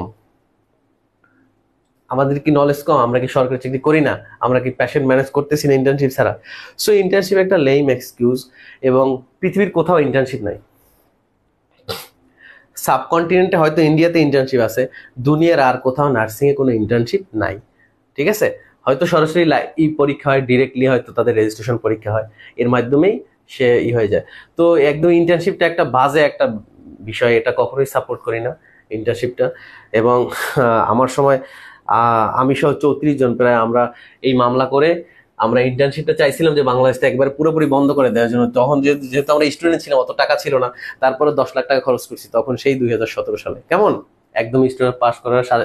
তারপর দেখো কি হয়েছে, ইন্টার্নশিপ না হওয়ার ফলে আমরা কি বেনিফিটটা পাইছি সেটা হচ্ছে, দেখো মনে করো এখানে 6 মাস ইন্টার্নশিপ না করে আমাদের ব্যাচের মনে করো যে 3000 স্টুডেন্ট কি করলো, এই 6 মাস জব করছে। তো ম্যাক্সিমাম কক্সবাজারে চলে গেছে, তাদের ম্যাক্সিমাম স্যালারি ছিল 50,000 টাকা। এই 6 মাস 50,000 টাকা করে যদি 2-3 হাজার স্টুডেন্ট স্যালারি পায়, কত কোটি টাকা ইনকাম হয়েছে তাদের। ওকে, সো ইন্টার্নশিপ করার পরে তোমাদের তো মনে হয় বেতনও দেয় না, সরি তোমাদের তো মনে হয় যে স্যালারি দেয় না, যে 5,000 টাকা দেওয়ার কথা ছিল। সো ইন্টার্নশিপ কেন করতে হবে? তুমি তো ফার্স্ট ইয়ার থেকে থার্ড ইয়ার পর্যন্ত একবারে একজন স্টাফের মতো সকাল বিকাল নাইট করে আসতেছে, আবার কেন ইন্টার্নশিপ দরকার ভাই? এটা তো আমি বুঝি না। সো হচ্ছে যাই হোক, এটা জাস্ট আমার কথা বললাম, এখন যেহেতু কারিকুলামে চলে আসছে, সো এটা নতুন করে আসলে বাদ দেওয়া সম্ভব না। আচ্ছা যাই হোক, আমি বলি যে সেকেন্ডারি প্রিভেনশনের কি কি ইনক্লুডিং আছে। সো তার আগে এই যে প্রিভেনশন কত প্রকার এটা তোমাদেরকে জানতে হবে, যে ফার্স্ট, প্রাইমারি, সেকেন্ডারি এবং টার্সিয়ারি। ওকে, তো এখন জানতে হবে যে লেভেল অফ প্রিভেনশন, এটা হচ্ছে যে প্রাইমারি। ওকে, সো দেখো এই যে প্রাইমারি, সেকেন্ডারি এবং টার্সিয়ারি। তো দেখো এই যে আমাদের সেকেন্ডারি প্রিভেনশনের ভিতর কি কি ইনক্লুড আছে, আর্লি ডায়াগনোসিস অ্যান্ড ট্রিটমেন্ট। তারপর দেখো অপশন বিতে আছে যে হেলথ প্রমোশন মানে হচ্ছে হেলথ প্রমোশনটা বলতে কি বোঝায়, যে স্বাস্থ্যের উন্নতি। এবং স্বাস্থ্যের উন্নতি আমরা কিভাবে করতে পারি, এটা হচ্ছে মূলত সরকার করে। যে সরকার কি করতে পারে, যে দেশের অর্থনৈতিক মানে কি বলে স্বাবলম্ব অনেক বেশি, বা সোসাইও ইকোনমিক কন্ডিশন অনেক বেশি, তাদের হেলথ প্রমোশনটা ভালো হয়। দ্যাট মিনস মনে করো আমাদের কি বলে ওটাকে, যে আমরা যদি আমাদের কি বলে স্বাস্থ্য সচেতনতা অনেক বেশি বৃদ্ধি করতে পারি, তাহলে কিন্তু হেলথ প্রমোশন হবে। তারপর দেখো স্ক্রিনিং টেস্ট, তারপর আছে রিহ্যাবিলিটেশন, ইমিউনাইজেশন। ওকে, দেখো এর মধ্যে একটা জিনিস তোমাদেরকে বলে রাখি, যে টার্সিয়ারি লেভেল যেটা আমি বলছিলাম প্রিভেনশন, তো একটা হচ্ছে প্রাইমারি, সেকেন্ডারি এবং টার্সিয়ারি। তো প্রাইমারি হচ্ছে যে এখানে কোনো ডিজিজ থাকবে না, মানে একজন সুস্থ মানুষ, মনে করো এই প্রাইমারি প্রিভেনশনটা অ্যাপ্লাই করা হবে আমার উপরে, তোমরা যারা যারা সুস্থ আছো, প্রাইমারি প্রিভেনশন হচ্ছে তোমাদের উপরে অ্যাপ্লাই করতে হবে। আর সেকেন্ডারি প্রিভেনশন যার ভিতরে হচ্ছে মূলত কোনো ডিজিজ অলরেডি ঢুকে গেছে, সে হচ্ছে যে তার সেকেন্ডারি প্রিভেনশন করবে। আর মনে করো আমার রোগ ভালো হয়ে গেছে, মনে করো আমার রোগ ভালো হইলো কি, যে মনে করো আমার কোভিড-19 হওয়ার পরে আমার লাংস অনেক বেশি ক্ষতিগ্রস্ত হয়েছে বা এখনো আমার এটা সিমটম আমি বহন করতেছি। সো আমার জন্য হচ্ছে রিহ্যাবিলিটেশন আমার জন্য কি করা যায়। সো তোমাকে আগেই বলে রাখি, এই যে রিহ্যাবিলিটেশন সেটা হচ্ছে রোগ সারার পরে তোমার ভিতরে যদি কোনো ডিসএবিলিটি ডেভেলপ করে, তোমার জন্য যে প্রসিডিউরটা হবে সেটা হচ্ছে টারশিয়ারি প্রিভেনশন। ওকে, ওকে, মনে করো তুমি তোমার রোগের জন্য একটা পা ফালাই দিলা। ওকে, তো দ্যাট মিনস তোমাকে রিহ্যাবিলিটেশন কিভাবে করা যায় সেটা হচ্ছে তোমাকে আর্টিফিশিয়াল আরেকটা লিম্ব লাগাইতে হবে। ওকে, যেটা সিআরপি করে বা বাংলাদেশ বা ব্র্যাক করে। ওকে, সো এটা হচ্ছে টারশিয়ারি প্রিভেনশন। টারশিয়ারি প্রিভেনশন, তো দেখো যে প্রাইমারি, তো আমাদের সেকেন্ডারি প্রিভেনশনের ভিতরে কি ছিল, কারেক্ট অ্যান্সার মনে করো এআরসি। তো early diagnosis and treatment, early diagnosis and treatment that means তোমার ভিতরে যদি কোনো সিমটম দেখা দেয়, কোনো রোগের যদি সিমটম দেখা দেয়, সেটা হচ্ছে মনে করো তোমার ভিতরে দেখা গেল যে মনে করো তোমার ইপিগ্যাস্ট্রিক পেইন দেখা গেল আর কি একটা পেশেন্টের ভিতরে, দ্যাট মিনস তাকে বুঝতে হবে যে তার কোনো ধরনের ইন্টারনাল কোনো প্রবলেম আছে বা কোনো ডিজিজে সে আক্রান্ত। তো তখন হচ্ছে, বা আমাদের যদি ইপিগ্যাস্ট্রিক পেইন হয়ে থাকে, এটা আমাদের লিভার বা আমাদের কি বলে ওটা পিত্তে পাথর হওয়া, তো এমন কিছু ডিজিজ হতে পারে। সো এটাকে কিন্তু early diagnosis, that means secondary prevention তোমাকে বুঝতে হবে যে তোমার ভিতরে রোগের সিমটম অলরেডি আছে। ঠিক আছে, সিমটম অলরেডি আছে। সো তোমাকে কি করতে, এটাকে আর্লি ডায়াগনোসিস করতে হবে এবং ট্রিটমেন্ট করতে হবে। তারপর হচ্ছে যে তারপরে স্ক্রিনিং টেস্ট আমরা করতে পারি, যে যে হল আমাদের এমন সিমটম যাদের মধ্যে আছে তাদেরকে আমরা স্ক্রিনিং টেস্টটা করে দেখতে পারি যে তাদের ভিতরে আর কোনো যে একই রোগে কেউ আক্রান্ত আছে কিনা। তো দেখো এই দুইটা যদি আমাদের এ আর সি, এ এবং সি যদি আমাদের সেকেন্ডারি প্রিভেনশন হয়, আমাদের প্রাইমারি প্রিভেনশন কি ছিল, ইমিউনাইজেশন। দ্যাট মিনস আমি ইমিউনাইজেশন নিব, কারণ আমি একজন সুস্থ মানুষ, আমি রেগুলার টিকাগুলো নেব। যেমন আমি কোভিড ভ্যাকসিন নিয়েছিলাম, সো দ্যাট মিনস আমি এই কোভিড থেকে বাঁচার জন্য আমি একজন সুস্থ মানুষ, আমি ইমিউনাইজেশন নিচ্ছি। তারপর যে হেলথ প্রমোশন, আমার ভিতরে সরকার মনে করে আমি বা আমি আমার স্বাস্থ্য সম্পর্কে খুবই সচেতন, দ্যাট মিনস আমার হেলথ প্রমোশন আমি করতেছি। সো এই দুইটা সুস্থ মানুষের উপরে আমরা যেগুলো অ্যাপ্লাই করে থাকি সেটা হচ্ছে প্রাইমারি প্রিভেনশন। আর যেগুলা তার ভিতরে সিমটম দেখা যাওয়ার পরে আমরা যেগুলা টেস্ট করবো সেটা হচ্ছে যে প্রিভেনশন করবো সেটা হচ্ছে সেকেন্ডারি প্রিভেনশন। আর রোগ ভালো হয়ে যাওয়ার পর যদি তার ভিতরে কোনো ডিসএবিলিটি থাকে, এটাকে আমরা বলবো হচ্ছে tertiary level of prevention. Okay, clear কিনা তোমরা একটু বলো, ক্লিয়ার কিনা তোমরা একটু বলো, তোমরা বুঝছো কিনা সেটা একটু কমেন্ট করে জানাও যে তোমরা বুঝতে পারছো কিনা। এইভাবে গাইডলাইন পড়ালে আমাদের অনেক বেশি ইফেক্টিভ হবে। আমরা অনেক অনেক ধন্যবাদ ভাইয়া। হ্যাঁ, আমি আসলে তোমাদেরকে এইভাবে পড়াতে চাই যাতে করে হচ্ছে যে তোমরা অনেক বেশি ভালো করতে পারো, বা তোমরা ভালো করলে অফকোর্স এটা আমাদের জন্য অনেক বেশি ভালো, এবং এক কথায় আমাদের নার্সরা অনেক বেশি নলেজেবল হোক বা অনেক বেশি স্কিলফুল হোক, এটাই হচ্ছে আমাদের আলটিমেটলি চাওয়া পাওয়া। এর থেকে আর বেশি চাওয়া পাওয়া নাই। ওকে, সো দেখো এখন প্রিপারেশন নিয়ে তোমাদের যে কোনো ধরনের কোশ্চেন, মানে মরার এখন যত কোশ্চেন আসবে ইনশাআল্লাহ তোমরা এটার অ্যান্সার করতে পারবা। বাট এই কোশ্চেনটা যদি তোমরা শুধু মুখস্থ করে যাইতা, এটা ডিপলি যদি কিছু না জানতা, তাহলে কিন্তু পরীক্ষায় নেক্সট পরীক্ষায় যদি এটা দিয়ে কোশ্চেন আইতো তুমি কিন্তু পারতা না। ঠিক আছে, ওকে, সবাই বলছো ক্লিয়ার? ইয়েস, আমরা এভাবে পড়বো এবং আমাদের ঈদের পরে যে ব্যাচটা স্টার্ট হবে ইনশাল্লাহ আমরা সেখানে এই লেভেলে এমন তোমাদেরকে এমনভাবে পড়াবো ইনশাল্লাহ তোমরা সেখান থেকে খুবই ভালো করতে পারবা, এবং তারা শুধুমাত্র ভালোই করবে না, এবং তারা তাদের এই নলেজটা তাদের সারা জীবন সে অ্যাপ্লাই করতে পারবে নার্সিং ক্ষেত্রে। ঠিক আছে, ওকে, থ্যাংক ইউ সো মাচ বলছে রিনি আক্তার। অনেকেই কমেন্ট করছে, কমেন্ট পপিয়া ইসলাম রাহি, অনেকের কমেন্টই পড়তে পারলাম না, এই জন্য সো সরি। সো আচ্ছা, এরপরে পড়বো যেদিন সময় থাকবে, কারণ আজকে আমার মেইন টার্গেটটাই হচ্ছে তোমরা কোশ্চেন সলভ কিভাবে করবা বা কিভাবে পড়বা। ওকে, তো অনেক হয়তো তোমরা এগুলো মানে বের করতে পারবা না, তো আমরা এগুলো তোমাদেরকে পড়াবো ইনশাল্লাহ যেভাবে পড়ানো লাগে। তো অনেক বেশি পড়তে হবে, এটাই মাথায় রাখো। তো এখন থেকে প্রিপারেশন নাও, আমাদের সাথে তোমরা যারা থাকতে চাও তোমরা অফকোর্স এই মেন্টালিটি নিয়েই থাকতে হবে যে অনেক বেশি পড়তে হবে, পড়ার কোনো বিকল্প নাই। আচ্ছা, ব্যারিয়ার্স অফ ইফেক্টিভ কমিউনিকেশন, এটা ফান্ডামেন্টাল অফ নার্সিং এর, এবং ফান্ডামেন্টাল অফ নার্সিং এর ভিতরে হিউজ পরিমাণ কোশ্চেন তোমাদের পরীক্ষা আসছে আমি দেখছি, এবং এখানে সিনারিও বেসড প্রচুর পরিমাণ কোশ্চেন আসছে যে ফান্ডামেন্টাল অফ নার্সিং থেকে। ওকে, সো ফান্ডামেন্টাল অফ নার্সিং এগুলা, এবং এরপরে মিডওয়াইফ তোমরা যারা আসছো যে ফান্ডামেন্টাল মিডওয়াইফারি, সো মিডওয়াইফারি নিয়ে মিডওয়াইফারি আমাদের কিছু ক্লাস হবে, ডক্টররা ক্লাস নিবে, সো এখানে আমরা এবং মিডওয়াইফরা ক্লাস নিবে। সো যত মানে অ্যাডভান্স লেভেলে নলেজ দেওয়া যায় আমরা ক্লাস ইনশাল্লাহ তোমাদেরকে হেল্প করব। আর এবার তো যেহেতু প্যাটার্ন আমরা বুঝে গেছি যে কিভাবে হয়, রিসোর্স অলরেডি চলে আসছে আমাদের কাছে, কন্টেন্টগুলো আমাদের কাছে আছে খুব ভালো ভালো। সো ইনশাল্লাহ যেগুলো পড়াবো তোমাদেরকে এগুলো দিয়েই পরীক্ষায় ভাইয়া মেঘলিনা মেরি বলছে গ্রুপে ভর্তি হতে চাই। ইনশাল্লাহ আমরা একটা ব্যাচ করব, সেখানে অল্প কিছু স্টুডেন্ট রাখবো, তবে এদের মেন্টালিটি সবার থাকতে হবে একই ধরনের মেন্টালিটি যদি থাকে তাহলে আমরা এখান থেকে আউটকামটা খুব ভালো পাবো। যেহেতু পরীক্ষা অনেক বেশি কঠিন হবে, সো এখানে কম পড়ে পাশ করার কোনো সুযোগ নাই।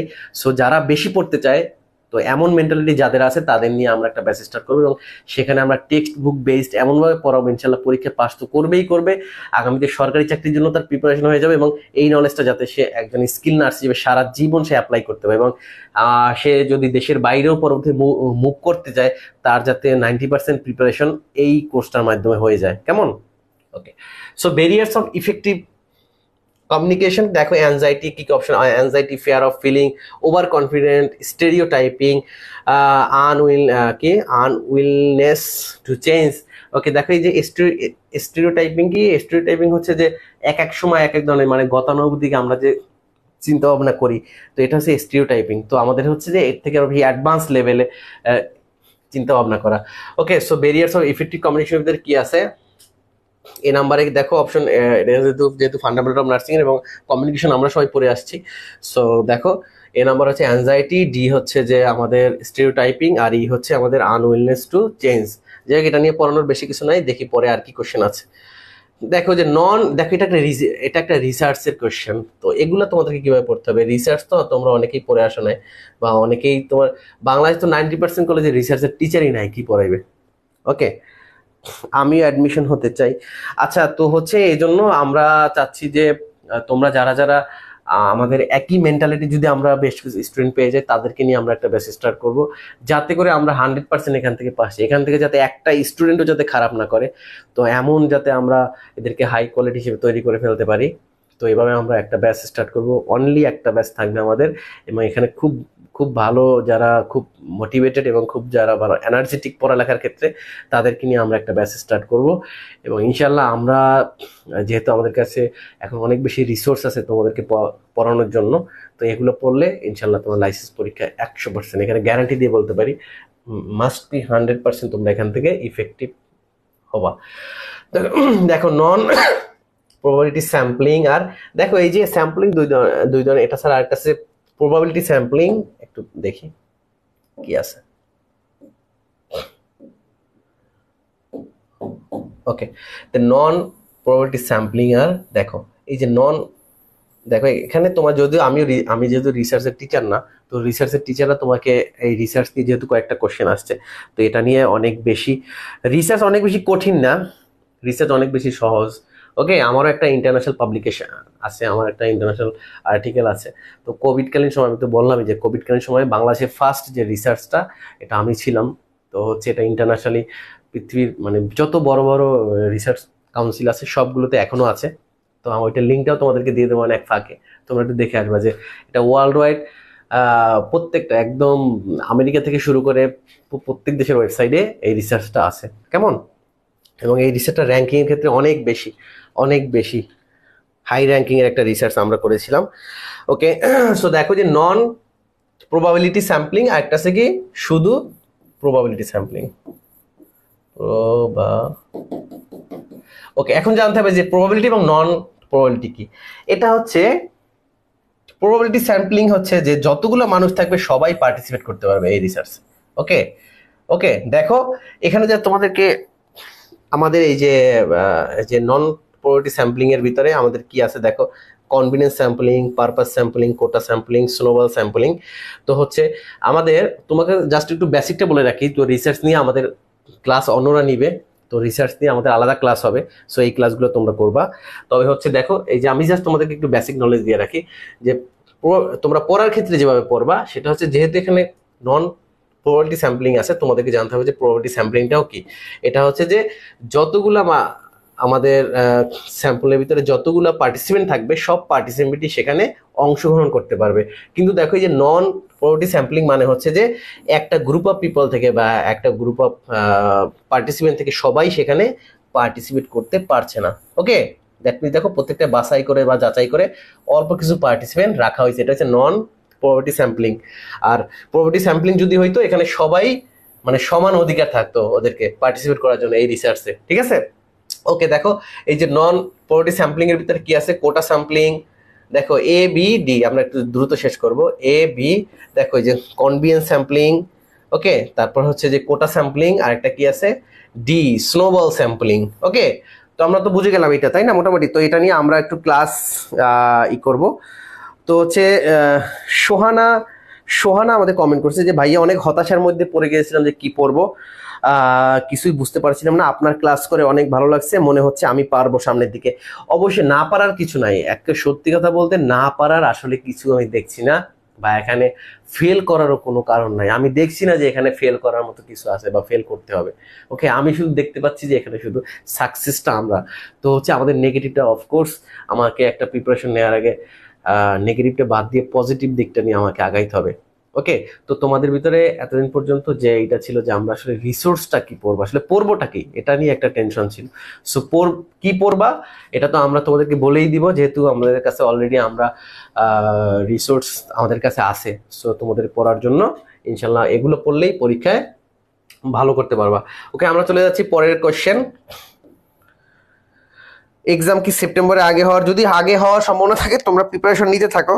সো এক্সাম কবে হবে এটা নিয়ে টেনশন না করে তোমার প্রস্তুতি ভালো কিনা বা তুমি প্রস্তুতি নিচ্ছ কিনা এটা নিয়ে আগে ভাবো। তাহলে তোমার প্রস্তুতি ভালো হলে তোমার পরীক্ষা যদি 1 মাস পরে হয় বা 2 মাস পরে হয়, তুমি কিন্তু অফকোর্স সাকসেস হতে পারবা। ওকে, সো আমাদের মনে হয় যে আমাদের ফোকাস করা উচিত মেইন জিনিসটার উপরে। দেখো most common causes of the nutritional deficiency, এখানে কিছু অপশন আমরা কোশ্চেনে পাই নাই। তোমরা যদি কেউ এটা যদি তোমাদের কারো মনে থাকে যে বাকি অপশনগুলো কি ছিল তাহলে এটা বলে দিব। তো folic acid deficiency, vitamin B12 deficiency এবং আয়রন ডেফিসিয়েন্সি। ওকে, যাই হোক আমরা চলে যাচ্ছি আমাদের পরের কোশ্চেনে। দেখো এ প্যাশেন্ট হু হ্যাজ ডায়রিয়া, দেখো দেখো এটা একটা ইন্টারেস্টিং কোশ্চেন, যে এটা একটা সিনারিও বেসড কোশ্চেন, এটা ফান্ডামেন্টাল অফ নার্সিং এর একটি কোশ্চেন, অথবা এটি আচ্ছা দেখো এ প্যাশেন্ট হু হ্যাজ ডায়রিয়া। ওকে, তো মূলত একটা ডায়রিয়া প্যাশেন্ট নিয়ে আমরা কাজ করব। সো কোশ্চেনটা আমাকে পড়ার আগেই কি বুঝতে হবে যে এই ডায়রিয়া নিয়ে আমাকে মানে বিস্তারিত জানতে হবে, ইন ডিটেলস। আমাকে এই ডায়রিয়া নিয়ে আমাকে ডিটেলস জানতে হবে।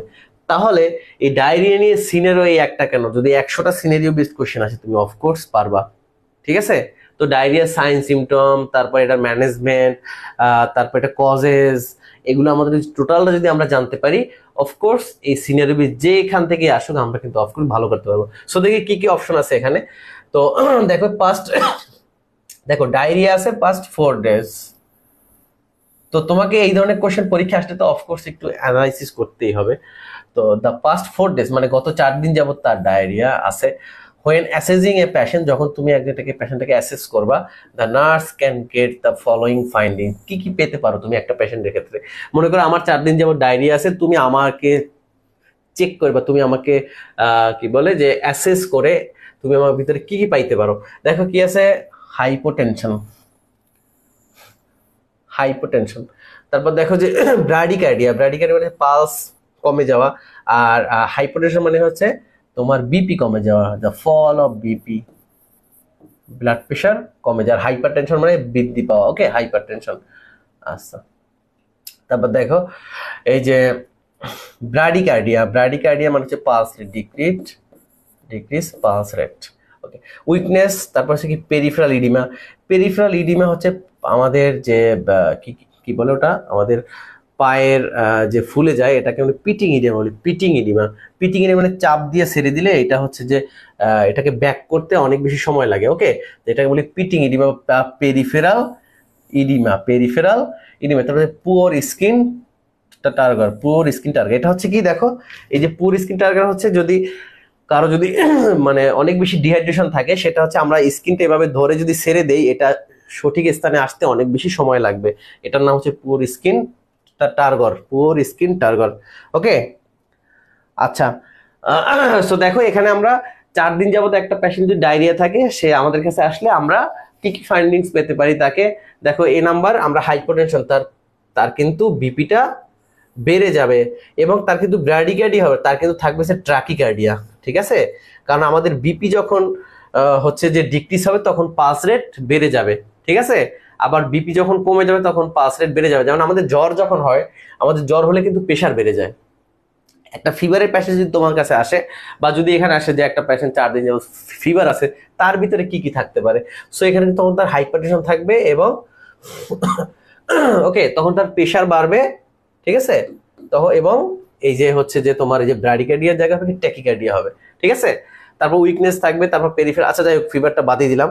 তবে এটা তোমাদেরকে জানতে হবে যে ফিভার হলেও আমাদের যখন জ্বর হয় তোমরা আচ্ছা তোমাদেরকে আরেকটা বেসিক, যদিও মানে জ্বর নিয়ে যেহেতু কথা বলতেছি, তো মনে করো তোমার জ্বর হইলো, এখন মনে করো যে এখন আমরা যে বলি যে তাকে একটু পানি দিয়ে শরীরটা মুছাই দেন, এখন এটা আমার কোশ্চেন আছে, এটা কি হট ওয়াটার দিব নাকি কোল্ড ওয়াটার দিব?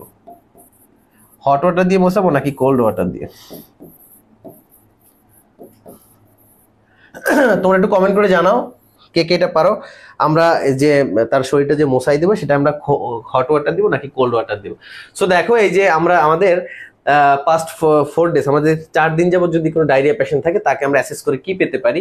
দ্যাট মিনস হচ্ছে আমরা হাইপোটেনশনটা পেতে পারি, যে তার বিপিটা কমে যাবে, তার সি নাম্বার উইকনেস থাকবে এবং কি পুয়ার স্কিন টার্গর এটা থাকবে। ওকে, তো এটা এই সিমটা তো বললামই যে তো আমরা স্কিনটাকে এক জায়গায় করে নিয়ে আসলে এটাকে ছেড়ে দিলে ব্যাক করতে সময় নিবে। ওকে, কোল্ড ওয়াটার, একজন বলছে কোল্ড ওয়াটার। আচ্ছা সীমা বলছে আর হট ওয়াটার। আচ্ছা যাই হোক, এটা নিয়ে এইটাই কিন্তু দেখো একজন না একটা হসপিটালে জ্বর নিয়ে আমাদের একবারে মনে করো প্রাইমারি যে কাজটা থাকে, যে তাকে মূলত আমরা হট ওয়াটার দিয়ে মোছাবো নাকি কোল্ড ওয়াটার দিয়ে, এটা কারেক্ট আনসার কিন্তু হচ্ছে হট ওয়াটার দিয়ে, ঠিক আছে। তো এটা কারণ হচ্ছে যে আমাদের যে যখন ব্লাড ভেসেলগুলো থাকে, দেখো আমাদের এই যে জ্বরটা হয় মানে শরীরের ভিতরে আমাদের কোনো জীবাণু ঢুকছে, বা শরীরের ভিতরে আমাদের যেটাকে আমরা আমাদের অ্যান্টিজেনটাকে আমাদের পরবর্তী যে হয় কি বলে, ওটাকে বলে যে বি সেল, আমাদের বি সেলটা যখন আমাদের অ্যান্টিবডিতে রূপান্তরিত হবে, দ্যাট মিনস ওই টাইমটাতে কি হয়, আমরা যখন ওই যে ফাইটিংটা করে আমাদের অ্যান্টিবডি যখন শরীরে তৈরি হয়ে যায়, তখন আমাদের এই যে ব্লাড ভেসেলগুলো ডায়ালেট হয়।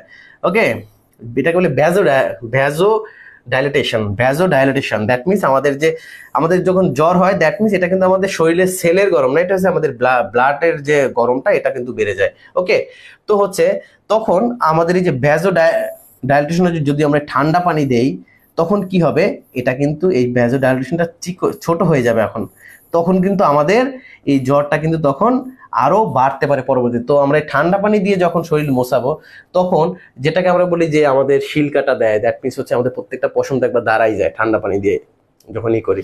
দ্যাট মিনস এটা কিন্তু পেশেন্টের জন্য আরো বেশি রিস্কি। আর যখন আমরা এটাকে হট ওয়াটার দিয়ে যখন তাকে মোছাবো, তখন কি হবে, যে তখন এটা আরো ভ্যাসোডাইলেট হবে। দ্যাট মিনস সে কিন্তু এটা খুব তাড়াতাড়ি রিকভারি করবে। ওকে, সো এটা তোমরা একটু জেনে রাখো যে right answer is warm water. Yes, thank you mister Rakib, সে কমেন্ট করছে হট ওয়াটার। ইয়েস, উষ্ণ গরম পানি দিয়ে। সো এমন বেসিক গুলো হচ্ছে তোমাদেরকে অফকোর্স জানতে হবে। ওকে, সো আমরা এই কোশ্চেনের অ্যান্সার কিন্তু অলরেডি পেয়ে গেছি। তো তার আগে তোমাদেরকে একটা রিকোয়েস্ট করবো যে ডায়রিয়া নিয়ে হচ্ছে, যেহেতু তোমরা এই কোশ্চেনটা পাইছো তোমাদের সামনে, সো ডায়রিয়া নিয়ে তোমাদেরকে বিস্তারিত পড়তে হবে। ওকে, যা বললাম, ঠিক আছে। ওকে, চলে যাচ্ছি আমাদের পরের যে কোশ্চেন। সো আমরা একেবারে শেষ পর্যন্ত, প্রায় 10:30 হয়ে গেছে, এখনো অনেক সবাই আছে আমাদের সাথে। দ্যাট মিনস বুঝতেই পারছি যে আমাদের ক্লাসটা হয়তো অনেকের কাছেই ভালো লাগছে, তো এই জন্য অনেকেই 200-র বেশি এখনো আছে আমাদের পার্টিসিপেন্ট। তো যে পার্টস অফ কোশ্চেন এটাও আমাদের রিসার্চের কোশ্চেন। তো হচ্ছে রিসার্চের কোশ্চেন, তো রিসার্চ নিয়ে যেহেতু বললামই যে অনেকগুলো কোশ্চেনই আসছে ডিপ্লোমা বিএসসি, সো হচ্ছে রিসার্চ নিয়ে আমাদের আলাদা ক্লাস হয় এবং সেখানে তোমাদেরকে অ্যাজ হল সবকিছু বিস্তারিত পড়ানো হবে। ওকে, তো দেখো পার্টস অফ কোশ্চেন আনসার, তো এটা আমরা জাস্ট অ্যান্সারগুলো বলে দিই তোমাদেরকে। এর টাইটেল, তারপর বি নাম্বার হচ্ছে কোয়েশ্চেন, অ্যান্ড ডি নাম্বার হচ্ছে ইনস্ট্রাকশন। ওকে, যাই হোক, এটা নিয়ে আমরা বেশি পড়বো না, কারণ রিসার্চ নিয়ে তোমাদেরকে আলাদা করে আমাদের ক্লাস নিবে। তো সেই ক্লাসে তোমরা এজ এ হোল, যেহেতু রিসার্চের একটা মূলত সিকোয়েন্স বেস পড়তে হবে, রিসার্চটা হচ্ছে মূলত তোমাদের ক্রোনোলজি, যেটাকে আমি এর আগে বলছি, ক্রোনোলজিক্যালি পড়তে হবে, ক্রোনোলজি ফলো করতে হবে। দ্যাট মিনস সিকোয়েন্স মেনটেন হবে, যে কোনটার পর কি। ওকে, দ্যাট মিনস 1 এর পরে 2, 2 এর পরে 3, এটা হচ্ছে ক্রোনোলজি, ঠিক আছে? এভাবে আমাদের রিসার্চটা করতে হবে, না হলে আমরা কিছুই বুঝবো না। সো আমাদের পরবর্তী যে ব্যাচটা স্টার্ট হবে, তো সেখানে আমরা এভাবে পড়বো, কারণ এখানে এই যে মাঝখান দিয়ে পড়লে তোমরা আসলে কিছুই বুঝবা না। সো আমরা একদম শুরু থেকে শেষ পর্যন্ত যতটুকু পড়া লাগে এটা পড়াবো, কেমন? ওকে, তো সবাই একটু শেয়ার করে দাও। তোমরা মাত্র 200 জন আছো, বাট শেয়ার হচ্ছে আমাদের মাত্র 49টা। সো এটা অনেক বেশি আনলাকি যে এতগুলা ক্লাস, এত এত এত লোকজন তোমরা আসলে আমাদের সাথে দেখছো, বাট শেয়ার কম। সো তোমরা 200 জন আছো, সবাই একটা করে শেয়ার করে দাও। আমি দেখতে চাই আজকে শেয়ার যদি 100টা হয়, 75টা হয়েছে, অফকোর্স এখানে 75টা শেয়ার হয়েছে। সো যদি 100 হয়, আগামীকালকে 9টায় ক্লাস। ওকে, তো যারা যারা শেয়ার করো নাই দেখি, আমি জাস্ট 2 মিনিট ওয়েট করবো এবং পরবর্তী কোশ্চেনটা পড়াইয়া আমরা হয়তো ক্লোজ করবো। এর আগে একটু শেয়ার করে দাও তোমরা সবাই ক্লাসটা, দেখি 100টা শেয়ার যদি হয় আমাদের আগামীকাল ক্লাস হবে, আদারওয়াইজ ক্লাস কিন্তু নিব না। ওকে, দেখি আমাদের পরের কোশ্চেন আছে, the democratic leadership, the democratic the democratic leadership characterized by following. দেখো এই যে লিডারশিপ দুই ধরনের, একটা ডেমোক্রেটিক, একটা হচ্ছে অটোক্রেটিক। ডেমোক্রেটিক মানে যে গণতান্ত্রিক, যেমন বাংলাদেশ হচ্ছে গণতান্ত্রিক দেশ, ওরে ডেমোক্রেটিক। আর একটা হচ্ছে, সরি এটা হচ্ছে লিডারশিপ অ্যান্ড ম্যানেজমেন্টের question, leadership and management. Democratic আর হচ্ছে অটোক্রেটিক, এটা স্বৈরাচার। অটোক্রেটিক, অটোক্রেটিক লিডারশিপ এটা হচ্ছে, তোমাকে একটু স্বৈরাচারের কথা বলি, এটা হচ্ছে অটোক্রেটিক যে লিডারশিপ সেটা বলি, যে মনে করো আমি একলা সব ক্ষমতার মালিক, যেটা হচ্ছে তোমার কোথায়, রাশিয়াতে হচ্ছে যে অটোক্রেটিক এই টাইপ। যদিও রাশিয়াতে বলা হয় যে ডেমোক্রেটিক। তারপর যে উত্তর কোরিয়া, ঠিক আছে, কিম জং উনের দেশ, সেখানে হচ্ছে তারপর যে চায়না, এইসব দেশ হচ্ছে মূলত এই যে অটোক্রেটিক বা স্বৈরাচার সরকার, স্বৈরাচারী সরকার, ঠিক আছে। তো আর এই যে ডেমোক্রেটিক, যেমন বাংলাদেশ, আমেরিকা, যেখানে সবাই হচ্ছে ভোট দেয়, ভোটের মাধ্যমে নির্বাচন করে, ইন্ডিয়া। ওকে, তো ইন্ডিয়াতে সব থেকে বড় সংবিধান ইন্ডিয়ার, আর সব থেকে ছোট হচ্ছে আমেরিকাতে। এগুলো বেসিক নলেজ তোমাদের পরে লাগতে পারে জবের ক্ষেত্রে, ঠিক আছে। তো সংবিধানের ক্ষেত্রে সব থেকে বড় সংবিধান হচ্ছে ইন্ডিয়ার, আর সব থেকে ছোট হচ্ছে আমেরিকান। ওকে, আর বাংলাদেশে কি হচ্ছে, এক কক্ষ বিশিষ্ট। যাই হোক, আচ্ছা, ডেমোক্রেটিক লিডারশিপের ভিতরে কি কি ক্যারেক্টারিস্টিক থাকতে পারে? দেখো, মোটিভেটেড দ্য ফলোয়ার্স বাই কোয়ারসিয়ন, দেখো মোটিভেটেড দ্য ফলোয়িং। তারপর হচ্ছে যে ক্রিটিসিজম, ক্রিটিসিজম। ওকে, এই যে ক্রিটিসিজম মানে সমালোচনা করা, সমালোচনা করা, ক্রিটিসিজম মানে সমালোচনা। ওকে, ক্রিটিসিজম মানে দেখো যে ক্রিটিসিজম দুই ধরনের, একটা হচ্ছে কনস্ট্রাকটিভ ক্রিটিসিজম, দেখো এখানে একটা পেয়ে গেছি আমরা অপশন, এটা হচ্ছে কনস্ট্রাকটিভ। দেখো এটা নিয়ে অনেক বড় লেকচার আছে, কনস্ট্রাকটিভ ক্রিটিসিজম, আর একটা হচ্ছে ডিস্ট্রাকটিভ ক্রিটিসিজম। ডিস্ট্রাকটিভ,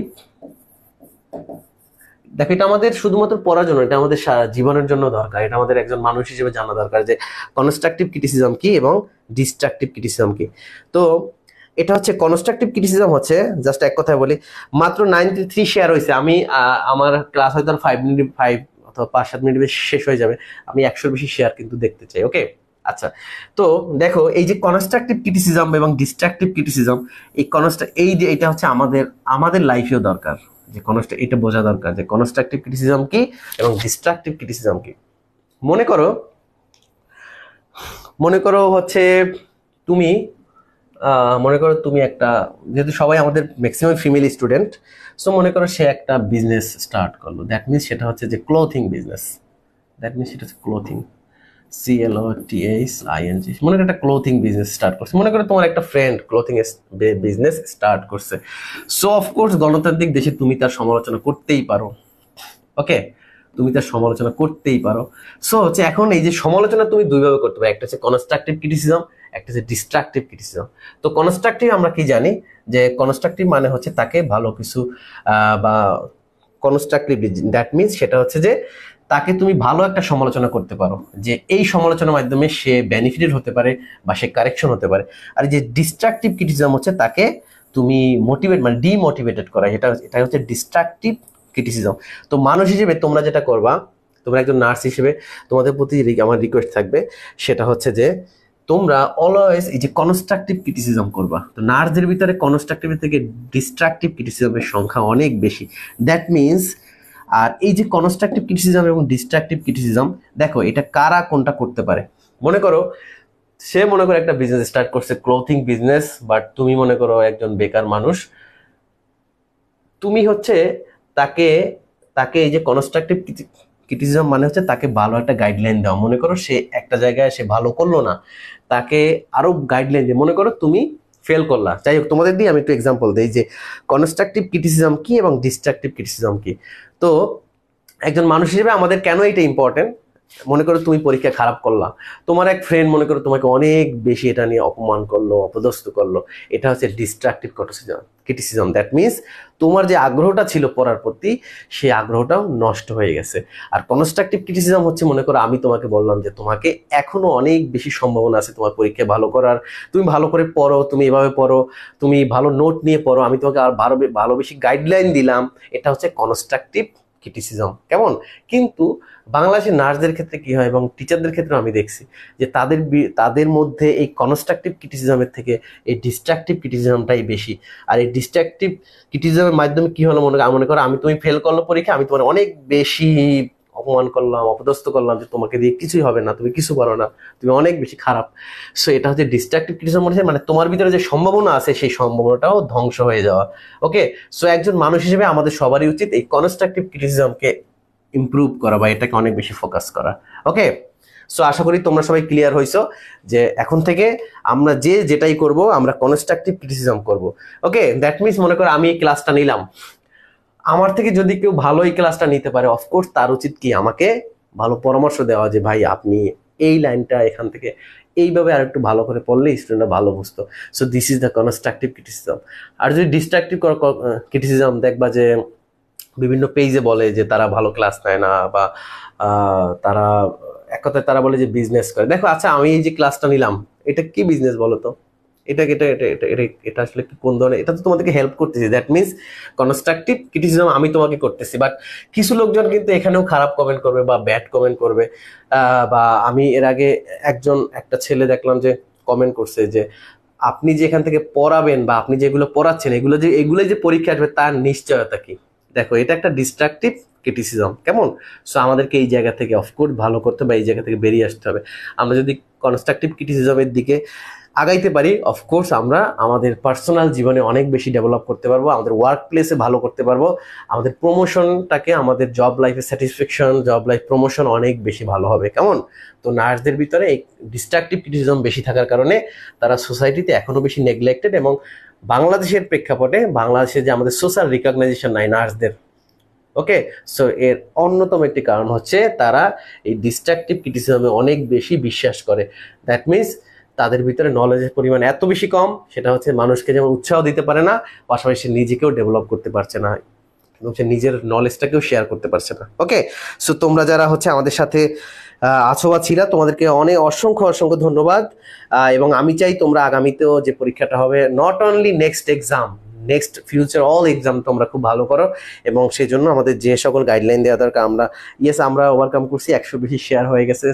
সবাইকে অসংখ্য ধন্যবাদ আমাদেরকে সাপোর্ট করার জন্য।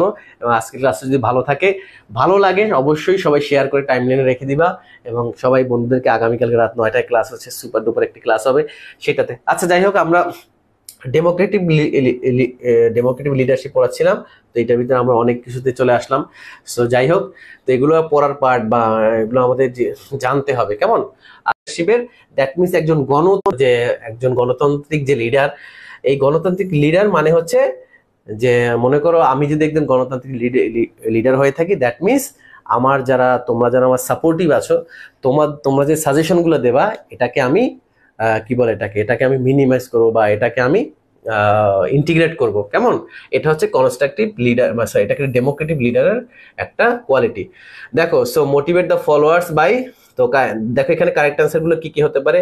Less control to the followers. Okay, that means less control, এটা বুঝতে হবে, less control to the followers. মনে করো এই লিডারের যারা ফলোয়ার্স আছে, মনে করো উত্তর কোরিয়ার যে কিম জং চুলের যে কার্ড দিবে, তার দেশের সবারই একই চুলের কার্ড দিতে হবে। ঠিক আছে? এটা হচ্ছে এই যে অটোক্রেটিক বা এটা হচ্ছে স্বৈরাচার সরকারের উদাহরণ। আর এই যে ডেমোক্রেটিক লিডারের যে কোয়ালিটি, সেটা হচ্ছে less control to the followers, মানে ফলোয়ারদেরকে তুমি বেশি কন্ট্রোল করতে পারবে না, ফলোয়াররা ইচ্ছা মতো তাদের এই যে কনস্ট্রাকটিভ ক্রিটিসিজম করতে পারবে। ঠিক আছে? এটা হচ্ছে এই যে ডেমোক্রেটিক যে লিডারশিপ তার একটা বৈশিষ্ট্য যে less control to the followers, মানে তার অধীনস্থ যে সকল মানুষ থাকবে তাদের প্রতি তার লেস কন্ট্রোল থাকবে, তার অত বেশি কন্ট্রোল থাকবে না যে এটাই তোমাকে করতে হবে, মানে বাধ্য করা যাবে না, ঠিক আছে, কোনো কিছুতে বাধ্য করা যাবে না। তারপরে দেখো ডি নাম্বার কি আছে, disperses decision throughout the group. Disperse decision throughout the group, সেটা হচ্ছে গ্রুপের ভিতরে তার যে ফলোয়ার যারা থাকবে ডিসিশনগুলো তাদের কাছ থেকে তার নিতে হবে। দ্যাট মিনস বেশি সংখ্যক লোকজন যেটার উপরে মতামত দিবে বা যেটাকে পজিটিভ বলবে তারও সেটা মেনে নিতে হবে, ঠিক আছে। এটা হচ্ছে ডেমোক্রেটিক লিডারশিপ, মানে গণতন্ত্রকে বিশ্বাস করা বা মানুষের ডিসিশনকে রেসপেক্ট করা। দেখো ই নাম্বার কি আছে, ক্রিটিসিজম টু দ্য কনস্ট্রাকটিভ, মানে একজন লিডারের, দেখো একজন তুমি যদি বড় কিছু হতে চাও, জীবনে ভালো নার্স হতে চাও, তোমাকে কনস্ট্রাকটিভ ক্রিটিসিজম করতেই হবে, because a nurse is a leader, আমরা জানি তাই না, একজন নার্সের যে রোল প্লে আছে তার মধ্যে একটা লিডার একটা পার্ট। সো তুমি যদি একজন ডেমোক্রেটিক লিডার হতে চাও, একজন নার্স হিসেবে যদি ভালো করতে চাও, তোমাকে অবশ্যই এইটাই করতে হবে, এছাড়া কোনো উপায় নাই। যদি ডিস্ট্রাকটিভ ক্রিটিসিজম করো তাহলে তুমি অবশ্যই জীবনে ভালো কিছু করতে পারবে না, বা নার্স হিসেবে কোনো প্রমোশন নিজেকে ওই জায়গায় ভালো জায়গায় নিতে পারবে না, ঠিক আছে। ওকে, সো হচ্ছে তোমাকে এই যে ডেমোক্রেটিক লিডারশিপ হিসেবে, তো এটা যেহেতু আমাদের নার্সিং এরই পড়া, তো এটা আমাকে বুঝতে হবে যে এই লাইনটা তোমাদের জন্য অনেক বেশি ইম্পর্টেন্ট, যে ক্রিটিসিজম ইন কনস্ট্রাকটিভ। তুমি একজন নার্সেস লিডার হিসেবে, একজন নার্স হিসেবে তোমাকে এই কনস্ট্রাকটিভ ক্রিটিসিজম শিখতে হবে, কনস্ট্রাকটিভ ক্রিটিসিজম পড়তে হবে। সো এটা নিয়ে তোমরা অনেক বেশি পড়ালেখা করতে পারো, গুগলে সার্চ দিয়ে কনস্ট্রাকটিভ ক্রিটিসিজম কি। ওকে, সো যাই হোক, আজকে ক্লাসটা সবাই তোমরা বলছো অনেক বেশি ভালো লাগে, তো সবাইকে আরেকটি মেসেজ দিতে চাই, যারা অনেক বেশি পড়তে আগ্রহী বা আমরা একটা গ্রুপ করতে চাই, যে গ্রুপে আমরা একটা কোর্স স্টার্ট করব, সেখানে যে সকল স্টুডেন্ট অনেক বেশি পড়তে চায় তাদের নিয়ে আমরা স্টার্ট করব। তো হচ্ছে আমাদের পেজে ইনবক্স করবা তোমরা যারা যারা ইন্টারেস্টেড। সো হচ্ছে সেখানে আমরা বেশি হয়তো ফি রাখবো না, কারণ হচ্ছে আমাদের প্রত্যেকটা আমরা ইন্ডিয়া থেকে যে বইগুলো নিয়ে আসছি তোমাদের জন্য, সো আমাদের নতুন যে প্যাটার্নটা হচ্ছে এই প্যাটার্নে আমরা সবকিছু তোমাদেরকে পড়াবো, টেক্সট বুক বেসড। সো এই ব্যাচে তোমরা যারা যারা ভর্তি হবা, ঈদের আগে তো আমাদের ফ্রি ক্লাস চলতেই থাকবে একটার পর একটা, তোমাদেরকে আমরা জাস্ট নিজেদেরকে সব স্টুডেন্টের জন্য, বাংলাদেশের যতগুলো স্টুডেন্ট পরীক্ষা খারাপ করছে বা আগামীতে যারা পরীক্ষা দেবে, অনেক স্টুডেন্টরা আমাদেরকে ফোন দেয় বা মেসেজ দেয় যে সেই স্টুডেন্ট অবস্থা থেকে সে কীভাবে লাইসেন্সের জন্য প্রিপারেশন নেবে। সো সবার জন্য একটি মেসেজ থাকবে যে তোমরা যারা ভালো করতে চাও বা ভালো পড়তে চাও বা লাইসেন্স পরীক্ষার জন্য, এবং নট অনলি ফর লাইসেন্স, এবং এই এক্সামটা হচ্ছে আমাদের যে পরবর্তী যে এক্সামগুলো হবে তোমাদের কম্পিটিটিভ এক্সাম জবের ক্ষেত্রে, এগুলোই লাগবে তোমাদের, ঠিক আছে। সো যারা তোমরা এই ব্যাচে আমাদের সাথে যুক্ত হতে চাও, আমাদের পেজে ইনবক্স করবা, ইনশাল্লাহ আমরা একটা গ্রুপ অফ স্টুডেন্ট নিয়ে আমরা সেখানে হচ্ছে তোমাদেরকে এমনভাবে পড়াবো যে এবং 100% স্টুডেন্ট যাতে আমরা শতভাগ সফলতা দেখাইতে পারি। তো এই চ্যালেঞ্জ নিয়ে আমাদের একটা ব্যাচ স্টার্ট করব। সো তোমরা যারা যারা সেই ব্যাচে আমাদের সাথে থাকতে চাও, আমাদেরকে পেজ ইনবক্স করবা, ইনশাল্লাহ আশা করি এখান থেকে আমরা খুব ভালো একটা আউটকাম পাবো।